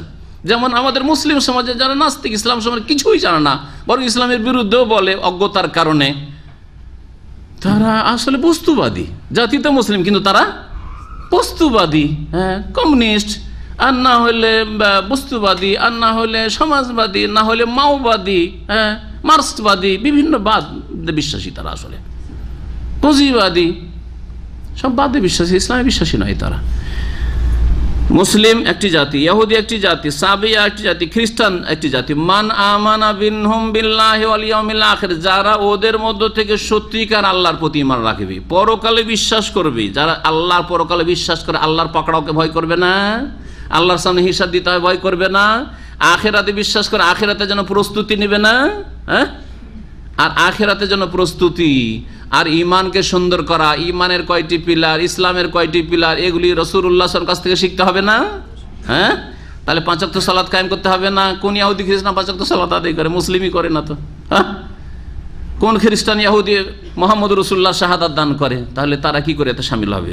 যারা তাদের মধ্য থেকে আল্লাহ পরকালে বিশ্বাসী, তার সাথে আরো বলছেন ওয়া আমিলা সালিহান, আর ভালো কাজ করে। ভালো কাজের দুটো শর্ত, নেক আমল হওয়ার জন্য কয়টা শর্ত? দুটো শর্ত। কি কি? এক, আল্লাহর জন্য হইতে হবে, আর শেষ রসুলের তরিকায় হইতে হবে। তাহলে ভালো কাজটির কোয়ালিটি কেমন হইতে হবে?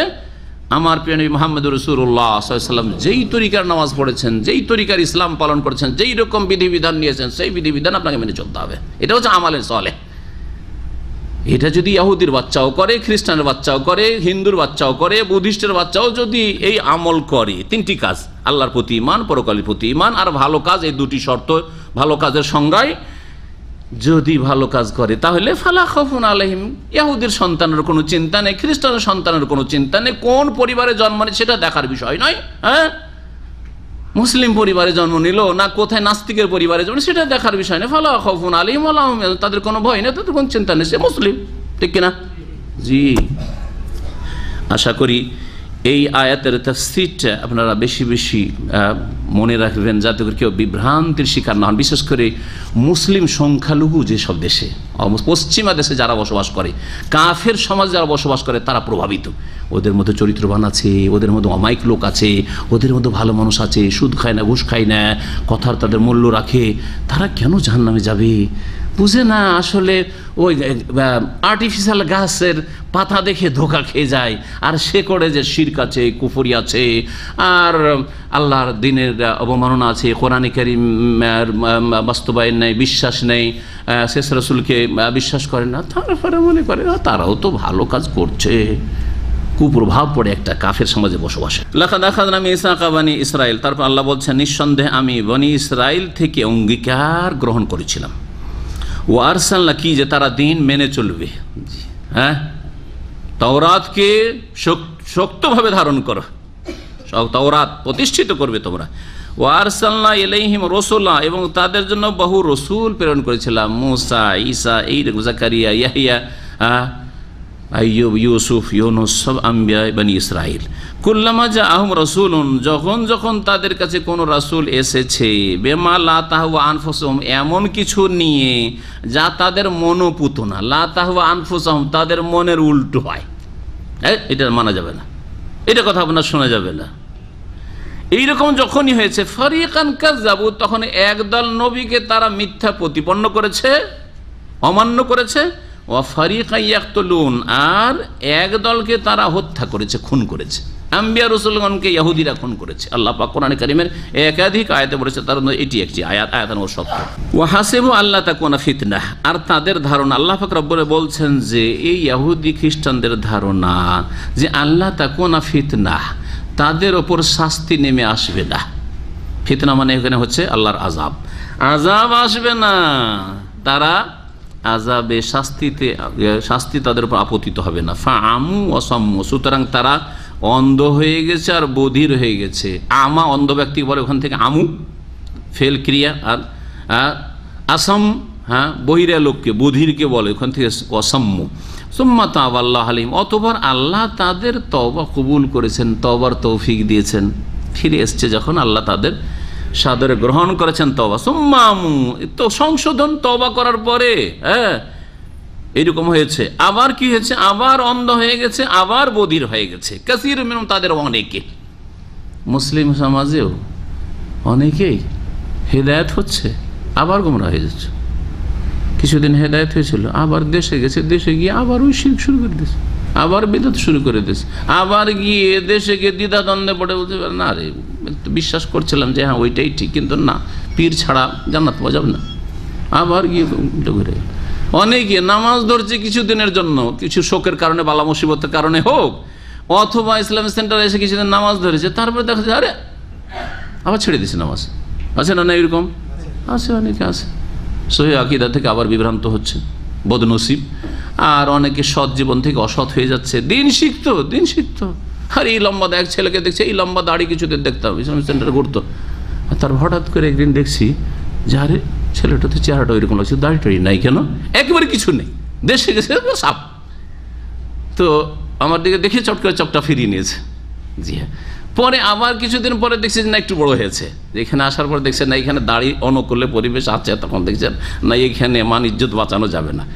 ছিছা অনেকে করেছে আশেপাশে মহল্লায় বাস করতো ছেলেটা, তো আবার দাড়ি একটু বড় করেছে, কিন্তু আগের মতো আর। তো এইরকম বহু লোক গুমরাহির শিকার হচ্ছে। এই জন্য নবী কারীম সাল্লাল্লাহু আলাইহি ওয়াসাল্লাম বেশি বেশি দোয়া করেছেন কি, আল্লাহ মুকাল্লিবাল কুলুব সাব্বিত কলবি আলা দীনিক, আল্লাহ হে অন্তরের হৃদয়ের আবর্তন বিবর্তনকারী, সাব্বিত কলবি আলা দীনিক, আমার অন্তরকে দিনের উপর প্রতিষ্ঠিত রাখো, অটল রাখো। এটা হচ্ছে বড় কথা। বড় কথা এই নয় যে কিছুদিন অনেক ভালো কাজ করেছেন, না, বড় কথা হচ্ছে যে একই কোয়ালিটির উপর, দিনের উপর ইস্তেকামা, সোজা পথে অবিচল থাকা, অটল থাকা জান্নাতের পথে। আল্লাহ পাক যেন আমাদের তৌফিক দান করেন। ওয়াল্লাহু বাসীরুম বিমা ইয়ামালুন, তারা যা কিছু করে তা সম্পর্কে আল্লাহ পাক সম্যক দ্রষ্টা। লাকাদ কাফারাল্লাযীনা ক্বালু ইন্নাল্লাহাল মাসীহু ইবনু মারইয়াম, এখান থেকে খ্রিস্টানদের কথা আল্লাহ পাক বয়ান করা শুরু করছেন। বলছেন নিঃসন্দেহে কাফের হয়েছে। ভালো করে শুনুন, আল্লাহ পাক বলছেন নিঃসন্দেহে কাফের হয়েছে কারা? আল্লাযীনা ক্বালু, ওই সব লোকেরা যারা বলেছে ইন্নাল্লাহাল মাসীহু ইবনু মারইয়াম, আল্লাহ হচ্ছেন মারইয়াম তনয় মসিহ, মারইয়ামের পুত্র মসিহ ঈসা আলাইহিস সালামই হচ্ছেন কে? আল্লাহ। যিনি আল্লাহ তিনি মারইয়ামের পেটে এসেছেন। ঈসা আল্লাহ সন্তান হয়, আল্লাহর সন্তান আল্লাহ, আর না হলে তিনি আল্লাহ। কারণ এই খ্রিস্টানদের মধ্যে বহু ফিরকা, দল উপদল রয়েছে। একদল বলে যে ঈসা আলাইহিস সালাম আল্লাহর পুত্র ইবনুল্লাহ, আর এক দল বলে না না না, আল্লাহ ঈসার রূপে পৃথিবীতে নেমে এসেছিলেন। আর এক দল বলে যে তিন খোদা, তিন এলাহ রয়েছে, আল্লাহ সালেসু সালাস আসছে। সবগুলিকে আল্লাহ কাফের বলে ঘোষণা করেছেন। তাহলে একটু আগে যে বললাম যে ভালো কাজ করলেই তাকে জান্নাতের সার্টিফিকেট দিয়ে দেবেন ইহুদি খ্রিস্টানকে, তো এরা কি এইসব আকীদায় বিশ্বাসী না? শিরকি কুফরি আকীদায়। আল্লাহ কি বলছেন তাদেরকে? আল্লাহ বলছেন লাকাদ কাফারাত, কাফের জান্নাত পাবে নাকি? লাকাদ কাফারাল্লাযীনা ক্বালু, ওই সব লোকেরা কাফের হয়েছে যারা বলেছে ইন্নাল্লাহুল মাসীহু ইবনু, আল্লাহ হচ্ছেন মারইয়াম পুত্র মসিহ।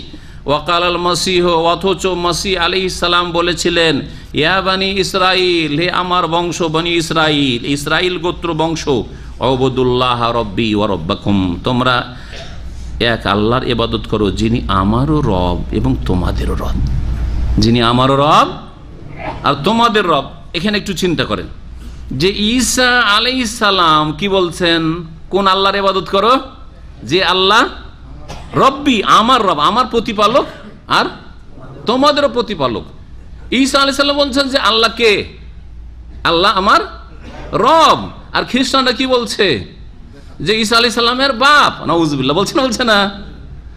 তাহলে ঈসার কথাটা ঠিক না এই খ্রিস্টানদের কথা ঠিক? বলেন বলেন, কোরআনের কথা শুধু না, ঈসা আলাইহিস সালাম বলছে রব্বি ওয়া রব্বাকুম, এখানে শুধু না, সূরা মারইয়াম আছে ওয়া ইন্নাল্লাহা রব্বি ওয়া রব্বাকুম ফাবুদু হাযা সিরাতুম মুস্তাকিম। এটাই হচ্ছে সরল পথ, এটাই হচ্ছে জান্নাতের পথ, যে আল্লাহ হচ্ছেন আমারও রব তোমাদেরও রব।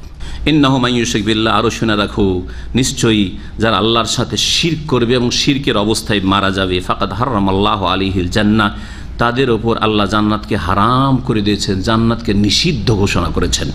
ওয়া মাওয়াহুন নার, এবং জাহান্নাম তাদের বাসস্থান।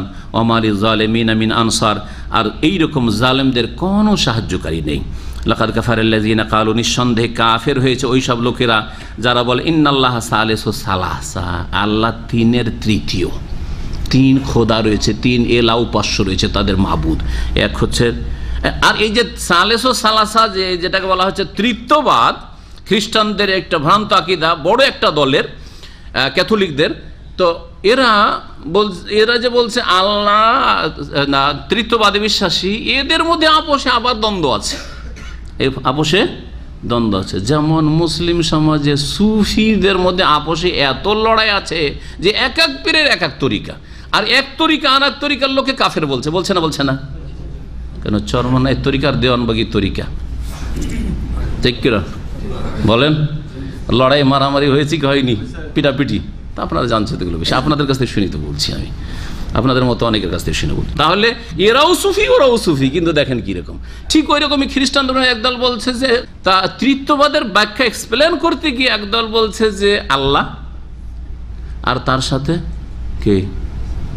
হ্যাঁ, ঈসা পুত্র, আব বাপ, ইবনুন বেটা সন্তান, আর বলছে যে মারিয়াম, এই তিন খোদা। আর একদল বলছেন না, আব ইবন রুহুল কুদুস, জি, তিন খোদা কে কে? আল্লাহ আর পুত্র, হ্যাঁ আউযুবিল্লাহ, ঈসা আলাইহিস সালাম, আর রুহুল কুদুস মানে জিবরাইল আলাইহিস সালাম, রুহুল কুদুস জিবরাইল আলাইহিস সালাম। দেখেন আপোষে দ্বন্দ্ব। একদল আরেক দলকে কাফের বলে, ওদের ফিরকাগুলি ওই রকম, একদল আরেক দলকে বলে যে এরা জাহান্নামী, এরা কাফের। জি, তো যারাই ইসলামের সরল পথ থেকে বিচ্যুত হয়েছে তাদের অবস্থাটা ঠিক ওই রকম, তাদের অবস্থাটা ঠিক ওই রকম। আরেক দলকে কাফের বলে, অথচ তারা সকলেই গুমরাহির শিকার, কেউ তাদের মধ্যে সরল পথে নেই। আল্লাহ পাক রব্বুল আলামিন বলছেন ওমা মিন ইলাহিন ইল্লা ইলাহু ওয়াহিদ, অথচ কোন সত্য উপাস্য নেই এক উপাস্য ছাড়া, যিনি আল্লাহ রাব্বুল আলামিন। তাহলে আল্লাহ কাফের ঘোষণা করলেন কারাকে? যারা তৃতীয়বাদী বিশ্বাসী। তারপরে বলবেন যে খ্রিস্টানরাও তো ভালো কাজ করে, অমায়িক চরিত্রে, ওদের ব্যবহারে মুগ্ধ হয়ে যাবেন আপনি, ওরা খুব ভালো কাজ করে, কেউ যদি মদও না খায়, ব্যভিচারণ না করে, ভালো চলে, কেন আপনি বলবেন যে জাহান্নামে যাবে? আল্লাহ বলছেন কাফের ওরা, কারণ তারা তৃতীয়বাদে বিশ্বাসী, ওয়াহদানিয়াত তাওহীদে বিশ্বাসী নয়, তাওহীদের বাস্তবায়নকারী নয়। ওয়া ইন লাম ইয়ানতাহু আম্মা ইয়াকুলুন, যা তারা বলেছে বা বলছে তা থেকে যদি তারা বিরত না হয়, লা ইয়ামাসান্নাল্লাযীনা কাফারু মিনহুম আযাবুন আলীম, অবশ্যই অবশ্যই তাদের মধ্য থেকে যারা কাফের কুফরি করেছে তাদেরকে স্পর্শ করবে মর্মান্তিক শাস্তি, আযাবুন আলীম। আল্লাহ পাক রব্বুল আলামিন তাহলে খ্রিস্টানদের বিভিন্ন ভ্রান্ত আকীদার অনুসারীদের সকলকে কি বললেন এই দুটি আয়াতে? কাফের, লাকাদ কাফারা, লাকাদ কাফারা, দুটি আয়াতে বললেন না? বললেন না? তারপরেও আল্লাহ যে কত আরহামুর রাহিমিন, কতই যে দয়ালু, তার রহমতকে শুধু মুসলিম মুমিনের সাথে সীমিত করছেন না, যে তওবা শুধু মুসলিমের জন্য না। আফালা ইয়াতুবুনা ইলাল্লাহ, এই ইহুদি খ্রিস্টান, তারা ইহুদিদের কথা আলোচনা হয়েছে, তারা কি আল্লাহর কাছে প্রত্যাবর্তন করে আসবে না? তওবা করে তারা আল্লাহর কাছে তওবা করে ফিরে আসবে না? জি, যেমন বাপ মা ছেলে মেয়ে হ্যাঁ, নাফরমান হয়ে গেল, অবাধ্য হইল, আর এই ছেলেটা ফিরে আসবে না রে, বাড়ি থেকে নিজে বের করে দিয়েছে রাগ করে, হ্যাঁ, তার বদমাইশির কারণে। তারপরেও আক্ষেপ করে যে হায় যদি ছেলেটা ফিরে চলে আসতো। মেয়ে বেরিয়ে চলে গেছে, তার বলছে হায় মেয়েটা যদি ফিরে চলে আসতো তো সাদরে গ্রহণ করে নিতে আবার। হ্যাঁ, সুবহানাল্লাহ। যদি বাপ মায়ের এরকম মায়া হয় অপরাধী ছেলে মেয়েদের ওপর, তাহলে আল্লাহ কত আরহামুর রাহিমিন। ইহুদি, নাসারা, নাস্তিক সকলকে ডাক দিয়ে বলছেন, মুনাফিকও ডাক দিয়ে বলছেন আফালা ইয়াতুবুনা ইলাল্লাহ, তারা কি আল্লাহর কাছে তওবা করে ফিরে আসবে না, ওয়াস্তাগফিরুনাহু, এবং তার কাছে ক্ষমা চাইবে না। আল্লাহু গফুরুর রহিম, অথচ আল্লাহ হচ্ছেন বড় মার্জনাকারী, বড় দয়ালু। মাল মাসিহ ইবনে মারিয়াম, এখন সঠিক আকীদা, সহি আকীদা শোনো ঈসা আলাইহিস সালাম সম্পর্কে। মারিয়াম পুত্র মাসি কিছুই নন ইল্লা রাসূল, একমাত্র রাসূল ছাড়া, তিনি পুত্র নন আর ইলাহ নন, তিনি একজন রাসূল। কাদ খালাত মিন কাবলিহি রাসূল, তার পূর্বে অনেক রাসূল চলে গেছেন। ওয়া উম্মুহু সিদ্দিকা, এবং তার মাও কোনো ইলাহ নয়, তার মাও আল্লাহর স্ত্রী নয়, নাউজুবিল্লাহ, বরং তার মা হচ্ছেন সিদ্দিকা, আল্লাহর ওয়ালিয়া, আল্লাহর নেক বান্দি, অতি সত্যবাদী। কানা ইয়াকুলানি তাম, তারা মানুষ ছিল, আর মানুষ কোনোদিন উপাস্য মাবুদ হতে পারে, তাই তারা মানুষকে পানাহার করতে হয়, তারাও খাবার খেত। কানা ইয়াকুলানি তাম, মা আর ছেলে উভয়ে জি খাবার খেত।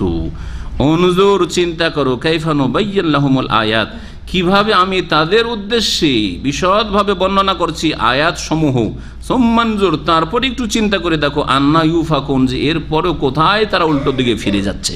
কুল, হে নবী বলে দাও, আতাবুদুনা মিন দুনিল্লাহ, তোমরা কি আল্লাহকে বাদ দিয়ে এমন কিছুর উপাসনা করবে, মা লা ইয়ামলিকু লাকুম দাররান ওয়ালা নাফা, যেগুলি তোমাদের ক্ষতি বা লাভের কোনো ক্ষমতা রাখে না। তাদের পূজা করবে, আরে দুর্গার পূজা করবে, দরগার পূজা করবে, ঈসাকে উপাস্য বানিয়ে দেবে, না না, এই কাজ করি না। আল্লাহু ওয়াস-সামিউল আলিম, আল্লাহ হচ্ছেন সর্বশ্রোতা, সবকিছু শোনেন, আল আলিম, সর্বজ্ঞ, সবকিছুই তিনি জানেন। কুল, হে নবী বলে দাও, ইয়া আহলাল কিতাব, হে আহলে কিতাব, হে আহলে কিতাব। আল্লাহ রাব্বুল আলামিন এখন আহলে কিতাবদেরকে সম্বোধন করে প্রিয় নবী মুহাম্মদ রাসূলুল্লাহ সাল্লাল্লাহু আলাইহি ওয়াসাল্লামকে নির্দেশ দিচ্ছেন আহলে কিতাবের সংশোধনের উদ্দেশ্যে তাদেরকে দাওয়াত দিতে। হে আহলে কিতাব, লা তাগলু ফি দীনিকুম, তোমাদের ধর্মের ক্ষেত্রে তোমরা বাড়াবাড়ি করিও না। গলু হচ্ছে বাড়াবাড়ি করা, অতিরঞ্জন করা, যার যেটা মর্যাদা নয় সেটা বলা, বা যেটা ইসলাম নয় সেটাকে ইসলাম বলা, যেটা আল্লাহর দিন নয় সেটাকে আল্লাহর দিন করে দেওয়া, এই হচ্ছে গুলু। এই জন্য শিরক আর বিদাত যেগুলি ধর্মের নামে পাপ হয়, এগুলি হচ্ছে গুলু, এগুলি হচ্ছে গুলু। এইরকমই উগ্রবাদ, চরমপন্থা, এটা হচ্ছে গুলু। তাহলে গুলু আর তিনটা দিক রয়েছে। গুলুর কয়টা দিক রয়েছে বললাম? তিনটা দিক রয়েছে। একটা হচ্ছে শিরক, সমস্ত রকমের শিরক, গুলু, বাড়াবাড়ি। আল্লাহর দিন কি? তৌহিদ। আল্লাহর দিন হচ্ছে তৌহিদ, আল্লাহর একত্ব। আর যখন বহুত্ববাদ নিয়ে আসলেন সেটা হলো বাড়াবাড়ি, বাড়িয়ে দিলেন, এক আল্লাহর জায়গায় বহু আল্লাহ করে দিলেন। সে 2 করেন আর 3 করেন আর বহু করেন, 33 কোটি করেন হিন্দুদের মতো, সব কিছু পূজনীয়। এ হচ্ছে গোলু। সুফিদের মতো কবর মাজার সবগুলি হচ্ছে, সবাই দিতে পারে, আল্লাহও দিতে পারে, এ ওলিয়া উলিয়া গৌস কুতুবও দিতে পারে। কবর থেকে মরে যাওয়ার পরও তারা মরে না, মৃত বলা যাবে না, তারা জীবিত আছে। তারা বরং চোখের আড়াল হওয়ার পরে, তারা তো মরার কথা বলবে না, চোখের আড়াল হওয়ার পর আরও নাকি এইসব আরও শক্তিশালী হয়ে যায়। জিলানি যতটা জীবদ্দশায় শক্তিশালী ছিলেন, আর খাজা মঈনুদ্দিন চিশতি যতটা জীবদ্দশায় শক্তিশালী ছিলেন, মরে যাওয়ার কবরে যাওয়ার পরে নাকি আরও শক্তিশালী, অসাধারণ ক্ষমতার মালিক। হ্যাঁ, সব কিছু পাওয়া যায় এখানে গেলে। জি, এগুলো হচ্ছে গোলু, সমস্ত রকমের শিরক। সেটা দরগায় গিয়ে করেন, দুর্গায় করেন, আর অন্য কোথাও করেন, এগুলি হচ্ছে কি গোলুর অন্তর্ভুক্ত। শিরক হচ্ছে গোলু। বিদাত, ধর্মের নামে আল্লাহর দিনে নেই, আর সেটাকে আপনি ধর্ম হিসাবে পালন করছেন। সুতরাং মিলাদ, ঈদ কয়টি আছে? 2টা, ঈদ উল ফিতর আর ঈদ উল আজহা। ঈদ মানে হচ্ছে উৎসব। ঈদ মানে কি? ঈদ আরবি ভাষা, বাংলায় হচ্ছে উৎসব। ঈদে মিলাদুন নবী 3টা করলেন, তাহলে এটা হলো কি গোলু, এটা গোলু। আপনার জন্মবার্ষিকী গোলু, আপনার স্ত্রী জন্মবার্ষিকী গোলু, আপনার বিবাহ দিবস ম্যারেজ ডে গোলু। জি হ্যাঁ, আপনার ছেলে মেয়েদের জন্মদিবস বার্থডে অথবা ইত্যাদি বিবাহ হয়েছে, বিবাহ দিবস পালন হচ্ছে, কেক কাটাকাটি হচ্ছে, এগুলি ইহুদি খ্রিস্টানদের গোলু, যেগুলি মুসলিমরা করছে আজকাল। জি, কারণ মুসলিমরা ওই গর্তে ঢুকবে যেই গর্তে ইহুদি খ্রিস্টান ঢুকেছে, নবী করিম সাল্লাল্লাহু আলাইহি ওয়াসাল্লামের ভবিষ্যৎবাণী, আর ওই গর্তে ঢুকে জাহান্নামে ইহুদি নাসারা গেছে, এইরকম মুসলিমরাও যাবে। জি, কারণ যে যার সঙ্গী দুনিয়াতে হবে, আখেরাতে ওখানে গিয়ে ওই সঙ্গী হইতে হবে। যারা রাসূলুল্লাহ সাল্লাল্লাহু আলাইহি ওয়াসাল্লাম সাহাবায়ে কেরামদের সঙ্গী, তাদের সাথে থাকবে। আর যারা ইহুদি নাসারাদের সঙ্গী হয়েছে পার্থিব জগতে, সংস্কৃতি সভ্যতায় আর ধর্মকর্মে আর চালচলনে আচার আচরণে, তারা তাদের সাথেও এইরকমই যতগুলি ধর্মের নামে করা হচ্ছে, অথচ সেগুলি ধর্ম না, সেগুলি নবী করিম সাল্লাল্লাহু আলাইহি ওয়াসাল্লাম আদর্শ না, সেগুলি হচ্ছে গোলু। সেগুলি হচ্ছে গোলু, আকীদার ক্ষেত্রে হোক, ইবাদতের ক্ষেত্রে হোক, জায়েজ না জায়েজের ক্ষেত্রে হোক, গোলু, বাড়াবাড়ি। রাসূলুল্লাহ সাল্লাল্লাহু আলাইহি ওয়াসাল্লাম যে নামাজ নিয়ে এসেছেন, যে সালাত আদায় করেছেন আর সাহাবায়ে কেরামদের শিখিয়েছেন, সেই সালাত শুরু হয় তাকবীরে তাহরিমা থেকে, আর শেষ হয় গিয়ে কোথায়? সালামে শেষ হয়। আল্লাহু আকবার দিয়ে শুরু হয়, আর আসসালামু আলাইকুম ওয়া রাহমাতুল্লাহ, আসসালামু আলাইকুম ওয়া রাহমাতুল্লাহ, নামাজ শেষ হয়। আর তারপরে সুন্নতি কিছু জিকির আজকার আছে, সেটা সময় থাকলে করেন, ভালো, বাধ্যতামূলক নয়, আপনি এখন স্বাধীন যেতে পারেন। কিন্তু আমাদের দেশি নামাজ, ভারত, বাংলাদেশ, পাকিস্তানের অধিকাংশ মসজিদের নামাজ গুলুতে ভরা। বলেন গুলুগুলি। নিয়ত পড়া আগে কোনটা পড়ে? জায় নামাজের দোয়া না নিয়ত? কারণ আপনারা যেহেতু ভুক্তভোগী ওই সব সমাজের থেকে জানেন, আমরা আলহামদুলিল্লাহ আল্লাহ জন্মসূত্রে আলহামদুলিল্লাহ ওই শহীদ আকীদার পরিবারে জন্ম না, ওই সব নামাইতর কাছেও যায়নি। তো আগে কি করে? জায় নামাজের দোয়া 1 নম্বর গুলু, 2 নম্বর নামাইতো পড়ার গোলু, উচ্চারণ করে। নিয়ত এখানে হয়, মুখে করবে গোলু, এইখান থেকে নিয়ে আসলেন ওইখানে, যে নিয়ত করা যথেষ্ট না, মুখে না, অন্তরে যথেষ্ট না, মুখে আমাকে নামাইতো পড়তে হবে। জি, আর প্রত্যেক নামাজের জন্য আলাদা আলাদা গিয়ার চেঞ্জ করতে হবে। সালাতুল জোহরে ফরজ হলে ফারিজাতাল লিল্লাহ, সুন্নত হলে সুন্নাতে রাসূলিল্লাহ বা ইত্যাদি এসব বলতে হবে। আর বাংলা ভাষী হইলে তো তাহলে আরও উন্নত, মাশাআল্লাহ, আরবিতে করতে হবে। ইন্ডিয়ান, পাকিস্তানি, উর্দু ভাষীরা তো খুব সহজ করে নিয়েছে ধর্মকে, তো বেদাতিরা, ওদের বেদাতিরা। मैं नियत करता हूँ वास्ते अल्लाह के 4 রাকাত জোহর কি ফরজ নামাজ, কিবলা রুখ হুকার, আল্লাহ, এটা হচ্ছে উর্দুর নিয়ত, ইন্ডিয়ান, পাকিস্তানি, উর্দু ভাষীদের। কিন্তু বাঙালি নামাইতো আন ওসাল্লিয়া লিল্লাহি তাআলা, সালাত আয-যুহরি ফরিজাত 4 রাকাতিন ফরিজাতাল লিল্লাহি মুতাওয়াজ্জিহান ইল কাবাতি শরীফাতে, কাবার দিয়ে মুখ করে। পিছন দিক কেন বললেন না? ডান দিক কেন বললেন না? ইয়াসার, বাম দিক কেন বললেন না? ফৌক আসামা, উপরে, তাহাত আল আরদ, এইসব কেন বললেন না? শুধু কি মুতাওয়াজ্জিহ কাবাতি শরীফাত, তারপরে আল্লাহু আকবার। আচ্ছা, যদি মুক্তাদি হয় তাহলে গোলু, কি গোলু? ইখতিদা তো বেহাজাল ইমামের গোলু, আর ইমাম হইলে ইমামের গোলু, আনা ইমামুল লিমান হাজারা ওয়াল্লাম ওমাল্লাম ইয়াহজুরুল গোলু, আরও গোলু। নবী করিম সাল্লাল্লাহু আলাইহি ওয়াসাল্লামের সাহাবী আব্দুল্লাহ বিন উমর বলছেন যে আমরা হাজওয়া মানকাবায়ে, কাঁধ পর্যন্ত হাত উঠাইতাম। আর একটা হাদিস আছে যে কানের লতি পর্যন্ত, এতটুকু হয়, এতটুকু আর না হলে এতটুকু। আমাদের দেশের লোকেরা কান তো ধরতে হবে, তোবা তাহির করে, আমাদের আঞ্চলিক ভাষা তোবা তাহির করে নামাজটা শুরু করবে, কান ধরে। এটাও বিদাত, এটাও গোলু। তুই এতগুলি গোলু দিয়ে নামাজ শুরু করলেন, আর আল্লাহ বলছেন লা তাগলু ফি দীনিকুম, তোমাদের ধর্মের ব্যাপারে গোলু, বাড়াবাড়ি করিও না। এই বাড়াবাড়ির অধিকার কে দিল? বাড়াবাড়ি করিও না। শেষখানেও থামলেন না, শেষে গোলু। জি, সালাম ফেরার পরে কপালে হাত, গোলু। জি হ্যাঁ, তারপরে মোনাজাত, গোলু। বেশ কিছু নতুন নতুন। কালকে দেখছি এক পাকিস্তানি ড্রেস আছে, পাকিস্তানি, আল্লাহ জানে, হয়তো ইন্ডিয়ান হইতে পারে, পাকিস্তানি ড্রেস আছে, পাকিস্তানি হবে হয়তো। দেখছি যে ও একটা সিজদায় পড়লো, সালাম ফেরা হয়ে গেছে সুন্নত থেকে। আমি জিকির আজকার করে সুন্নতটা শুরু করেছি, যখন ও সিজদা শুরু করলো। আমার 2 রাকাত সুন্নত প্রায় পড়া হয়েই গেল, সালাম ফিরে যাবো তার আগে পর্যন্ত ও সিজদাই পড়ে থাকলো, সেজদায় পড়ে থাকলো। এইরকম মাঝে মধ্যে এই মসজিদেও দেখি, এখানকার কথা বলছি, এই মসজিদে দেখি এসব ইন্ডিয়ান, পাকিস্তানি, বাংলাদেশিদের রোগ।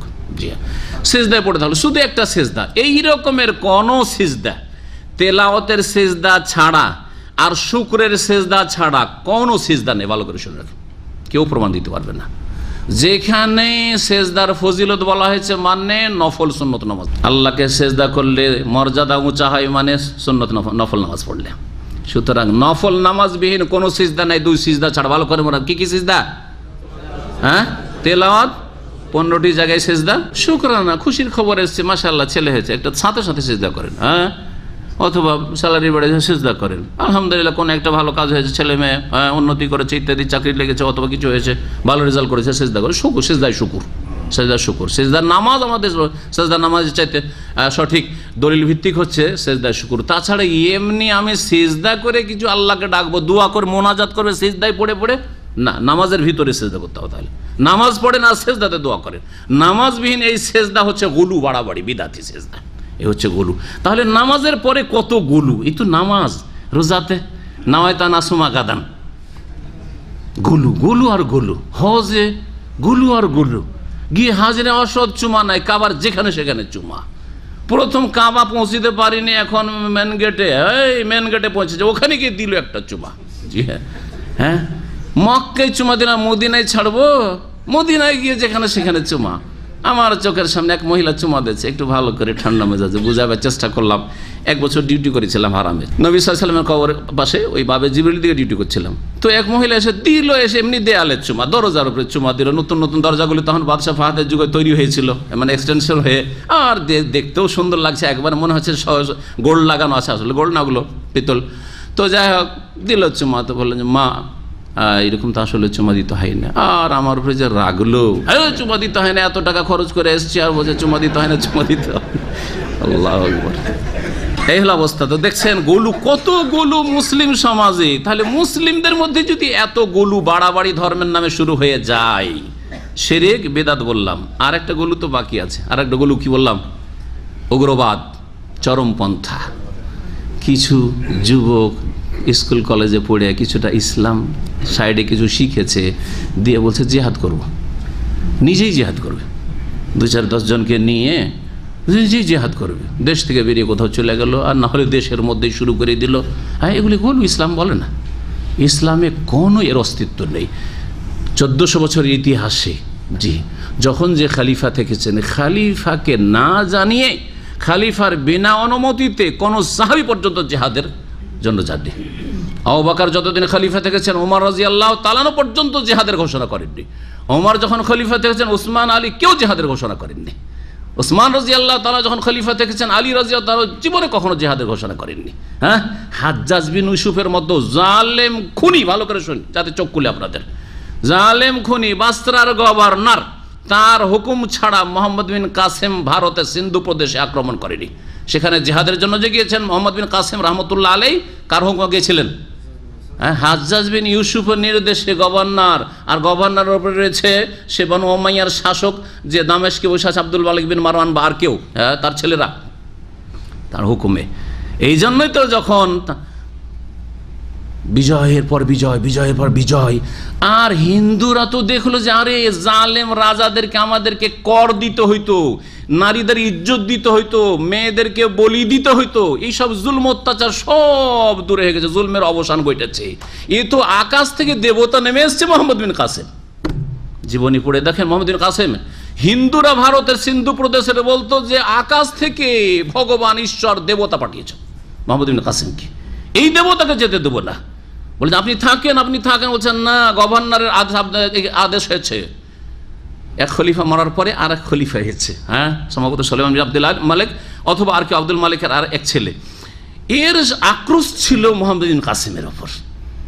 ফিরিয়ে ডাকলো, ফেরত এসো তুমি।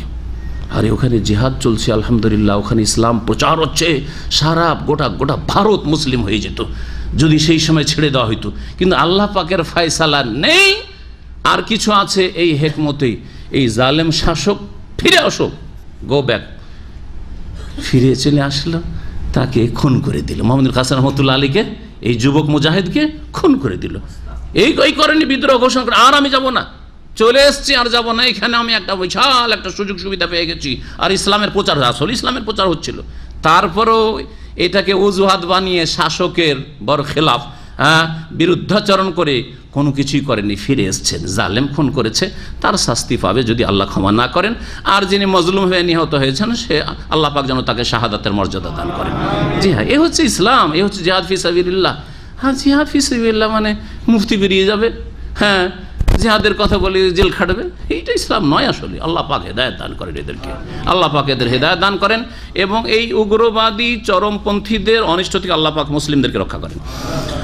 তাহলে গোলু আশা করি বুঝতে পারলেন, গোলু তিনটা দিক আছে। এই তিন গুমরাহি থেকে বাঁচতে, ধর্মের নামে গুমরাহি, শিরিক থেকে, বিদআত থেকে, উগ্রবাদ থেকে। লা তাগলু ফি দীনিকুম গায়রা, মধ্যমপন্থী মুসলিম হবেন, আল্লাহর ফরজ ওয়াজিব আদায় করবেন তৌহিদের সাথে, সুন্নতের সাথে, হারাম নাজায়েজ থেকে বেঁচে থাকবেন তৌহিদ সুন্নতের সাথে। এটা হচ্ছে দ্বীন ইসলাম। আপনাকে যতটা দায়িত্ব দেওয়া হয়েছে সেটা পালন করবেন, আপনি অন্যের দায়িত্ব কেড়ে নেবেন না। চোরের হাত কাটতে হবে এটা তাফসীর করা আমার কাজ, কিন্তু চোরের হাত কাটতে হবে কাটাটা আমার কাজ না, এটা শাসকের কাজ। তাফসীর করেছি না করি না? তাফসীর আমি করেছি, কিন্তু আমার সামনে যদি চোর ধরা পড়ে আমি কাটবো নাকি? অপরাধী, আমি উগ্রবাদী, আমার এটা কাজ না, এটা শাসকের কাজ। তার উপরে ফরজ, আমার ফরজ আল্লাহ জিজ্ঞেসই করবে না কিয়ামতের দিন আমাকে, আপনাদেরকে জিজ্ঞেস করবে না, শাসককে জিজ্ঞেস করবে আল্লাহ পাক বলেন কেন চোরের হাত কাটবে। লা তাগলু ফি দীনিকুম গায়রাল হাক্কি, সত্য ছাড়া তোমরা তোমাদের দ্বীনের ব্যাপারে বাড়াবাড়ি করিও না। ওয়ালা তাত্তাবিউ আহওয়া কওমিন, আর এমন সম্প্রদায়ের কুপ্রবৃত্তির অনুসরণ করিও না, কাদ দাল্লু মিন কাবলু, যারা পূর্বেই পথভ্রষ্ট হয়েছে। ওয়া আদাল্লু কাসীরান, অনেককে পথভ্রষ্টও করেছে। ওয়া দাল্লু আন সাওয়াইস সাবিল, আর সরল পথ থেকে তারা বিচ্যুত হয়েছে। ইহুদি খ্রিস্টান, তাদের অনুসরণ করিও না, অনুকরণ করিও না। তারপরে আল্লাহ পাক রব্বুল আলামিন যে লানত অভিসম্পদ করেছেন ইহুদিদের ওপর, বেশ কিছু আম্বিয়া রসুলগণের ভাষায়, তাদের মাধ্যমে আল্লাহ পাক তা বর্ণনা করেছিল।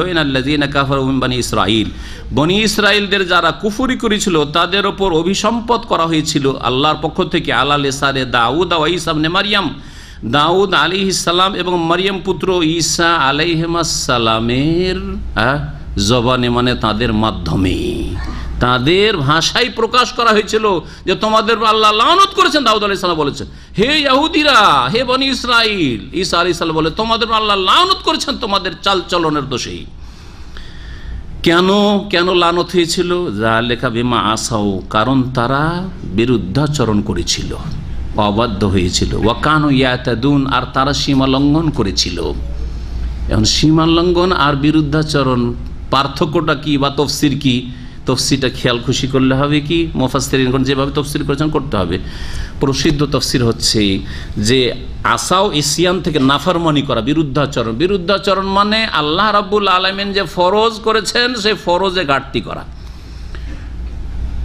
বিরুদ্ধাচরণের আরেকটি দিক হচ্ছে আল্লাহ যা নিষেধ করেছেন, যেসব কথা কাজ থেকে হারাম করেছেন, নাজায়েজ করেছেন, সেগুলির কোনো কিছুতে লিপ্ত হওয়া, এটা হচ্ছে এসিয়ান, নাফরমানি করা, বিরুদ্ধাচরণ করা। আর এতেদা ইয়াতাদুন, সীমালঙ্ঘন করা মানে শিরিক করা, বিদআত করা, ধর্মের নামে সীমালঙ্ঘন।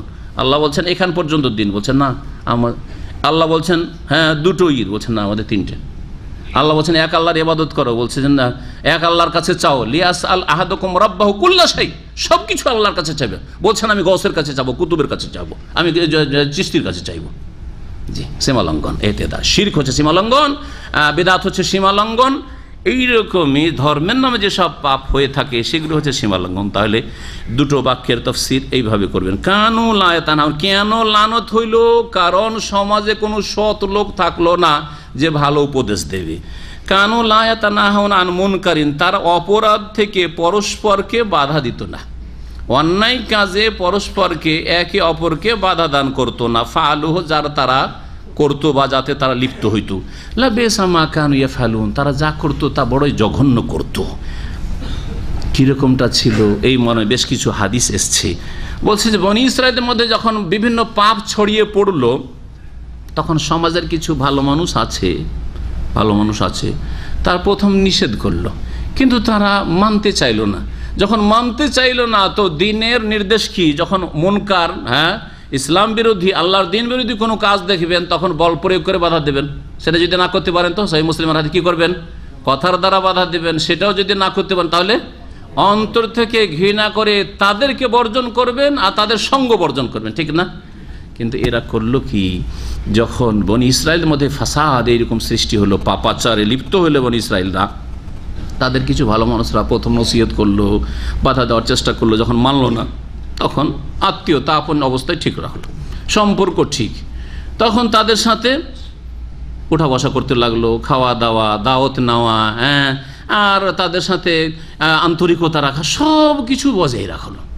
আল্লাহ রাব্বুল আলামিন সৎ ও অসৎ, এরা সৎ হইলেও যেহেতু পাপকে আর পাপীকে ঘৃণা করলো না, তাদের সঙ্গ দিল, তাদের সাথে একাকার হয়ে গেল, সবগুলির উপর লানত করলেন আল্লাহ রাব্বুল আলামিন। মুসলিম সমাজও ঠিক ওই রকমই, দেশে গ্রামে যদি পাপ হয় তাহলে গ্রামের যারা মাতাব্বর রয়েছে, দায়িত্বশীল রয়েছে, যাদের শাসন ক্ষমতা রয়েছে বা যাদের প্রভাব রয়েছে, তাদের ফরজে সংশোধন করে সংস্কার করে, যদি না করে আর তাদের সাথে আবার মিলেমিশে থাকে, তাদের থেকে সম্পর্ক ছিন্ন না করে, তাহলে আল্লাহর আযাব সকলের উপর আসবে। একটি পানি জাহাজের মতো নবী সাল্লাল্লাহু আলাইহি ওয়াসাল্লাম উপমা দিয়ে বুঝিয়েছেন, সহিহ বুখারী মুসলিমে রয়েছে, জানেন না হাদিস? শুধু ইঙ্গিত করছে, কি বলেছেন? 2 তলা পানি জাহাজ, আর নিচে তলায় যেসব লোকেরা ফুটো করছে পানি নেওয়ার জন্য, নিচে থেকে পানি নেবে, কি দরকার? ওপরে পানি আছে, ওপরে যাওয়ার দরকার কি? ওপরের লোকের নিচে নেমে যদি হাত পা ধরে কোনো রকম করে যেইভাবে হোক না কেন এদেরকে বাধা দেয়, তাহলে জাহাজটা ডুবা থেকে বাঁচবে তো সকলেই বাঁচবে। আর যদি বলে যে আদা খাবি স্বাদ পাবি, নিচে ফুটা করছি তোরা ডুবা, আমরা তো দোতলায় আছি, বলেন তাহলে হালাকু ও হালাকু জামিয়ান, সকলে ধ্বংস হবে। তো এই যে সমাজের ভালো মানুষরা যদি বোবা শয়তান হয়ে যায়, আদা খাবি স্বাদ পাবি, তোরা জাহান্নামে যা, আমাদেরকে, আমরা তো নামাজ রোজা করছি, ঠিক না? এইরকম যদি আমাদের দেশে বুড়া মোল্লাগুলো দেখেন, বুড়া মোল্লা নিজে নামাজ পড়ে, সব কিছু করে, বুড়ি পর্দা করে, বুড়ি বোরকা পড়ছে, ওর বউরা কেউ পর্দা করে না, ওর মেয়েরাও পর্দা করে না, কলেজ ইউনিভার্সিটির লেকচারার প্রফেসর ইত্যাদি বেহায়া, হ্যাঁ, আর নামাজও পড়ে না, আর মোল্লা টুপি ছাড়ে না, মোল্লা মসজিদ ছাড়ে না, জান্নাত পাবে? না না না, সব ধ্বংস হবে, সব ধ্বংস হবে, হালাকু জামিয়ান, সব ধ্বংস। তারা কাসীরাম মিনহুম, আল্লাহ বলছেন তাদের অনেককে তুমি দেখতে পাবে, ইয়াতাওয়াল্লাউনাল্লাযিনা কাফারু, তারা কাফেরদের সাথে বন্ধুত্ব রাখে। সমাজের ভালো মানুষ ছিল, কিন্তু যারা অপরাধী, কাফের, পাপিষ্ট, যাদের ভ্রান্ত আকীদা, শিরক, তাদের সাথে বন্ধুত্ব রাখে। একজন আপনি মুসলিম, তাওহীদ শিখলেন, আর তারপরে যারা শিরকি আকীদা রাখে, কবর মাজার আকীদা, তার সাথে বন্ধুত্ব, তার ছেলেকে আপনার মেয়ে দিলেন, মেয়ে যদি উঠিয়ে নিয়ে আসেন তাদের, যে হেদায়েতের পথে নিয়ে আসবে, সেটা আলাদা কথা। কিন্তু একটা শিরকের ঘরে, মুশরিকের ঘরে আপনি মেয়ে দিচ্ছেন, আজকাল কবর পূজারীদের ঘরে মেয়ে দিচ্ছেন, অনেকে পয়সা দেখে, শুধু টাকা দেখে, শহরে বাড়ি, সুযোগ সুবিধা আছে, সুখে থাকবে আমার মেয়েটা, ঘাসপাত দেখে ছাগল বাঁধতে হয়, এটা আমাদের দেশের মূর্খদের কথা, মূর্খদের কথা। তাহলে তাকে জাহান্নামের দিকে ঠেলে দিলেন আপনার মেয়েটাকে ওই ঘরে দিয়ে। জি, কারণ মেয়ে কমজোর, সেখানে গিয়ে ওদের আকীদা গ্রহণ করবে দ্রুত। আল্লাহ পাক বলছেন যে তারা কাফেরদের সাথে বন্ধুত্ব করতো, তাদের অনেকে, লাবিসা মা কাদ্দামাত লাহুম আনফুসুহুম, তারা যেসব কর্ম অগ্রিম পাঠিয়েছিল বড়ই জঘন্য ছিল, সেই জন্য আনসাখিতাল্লাহু আলাইহিম, আল্লাহ তাদের অসন্তুষ্ট হয়ে গেছিলেন, অফিল আযাবে হুম খালিদুন, এবং তারা আল্লাহর আযাবে জাহান্নামে চিরকাল থাকবে। ওয়ালাউ কানু ইউমিনুনা বিল্লাহ, তারা যদি আল্লাহর প্রতি ঈমান নিয়ে আসতো, ওয়ান নবী, এবং নবীর প্রতি বিশ্বাস স্থাপন করতো, ওমা উনজিলা ইলাইহি, আর যা কিছু নবীর প্রতি নাযিল হয়েছে। কোন নবী? এক বচন, তাহলে কোন নবী বোঝানো হয়েছে? শেষ নবী মুহাম্মদ রাসূলুল্লাহ সাল্লাল্লাহু আলাইহি ওয়াসাল্লাম। আরও স্পষ্ট করে দিল এই আয়াত যে ইহুদি খ্রিস্টানরা যদি তারা কি করত, আল্লাহর প্রতি ঈমান নিয়ে আসতো, আর শেষ নবীর প্রতি ঈমান নিয়ে আসতো, আর যা তার প্রতি নাযিল হয়েছে আল কোরআনের প্রতি ঈমান নিয়ে আসতো, মাত্তাখাযুহুম আউলিয়া, তাহলে কখনো তারা এই কাফেরদেরকে, আল্লাহ দ্রোহীদেরকে বন্ধু হিসাবে গ্রহণ করতো না। ওয়ালাকিন্না কাসীরাম মিনহুম ফাসিকুন, এইরকম মুনাফিকরা কাফেরকে অন্তরঙ্গ বন্ধু হিসাবে গ্রহণ করতো না, কিন্তু তাদের অধিকাংশই হচ্ছে ফাসিকুন, ফাসিক, পাপিষ্ট, অবাধ্য, নাফরমান। এখানে আজকের তাফসীর শেষ করছি, আর বাকি ইনশাআল্লাহ তাআলা 3টি পর্বে আমাদের তাফসীর ইনশাআল্লাহ তাআলা সূরা মায়েদার শেষ হয়ে যাবে। আল্লাহ পাক যেন তৌফিক দান করেন, আল্লাহ পাক দ্বীন শিখার তৌফিক দান করেন, কোরআন বুঝার তৌফিক দান করেন, কোরআন মোতাবেক জীবনযাপনের তৌফিক দান করেন, কোরআনের দিকে আল্লাহ পাক মানব জাতিকে দাওয়াত দেওয়ার তৌফিক দান করেন। আল্লাহ সমস্ত বালা মুসিবত থেকে আমাদের হেফাজতে রাখেন। আল্লাহ পাক রব্বুল আলামিন সঠিক দিন জেনে তার বাস্তবায়নে তৌফিক দান করেন। আল্লাহ পাক আমাদের যেন রাজি হয়ে যান। আল্লাহ পাক রব্বুল আলামিন জাহান্নামের আযাব থেকে আমাদের রক্ষা করেন। ওয়া সাল্লাল্লাহু ওয়া সাল্লাম আলা নবিয়িনা মুহাম্মদ ওয়া আলা আলিহি ওয়া সাহবিহি।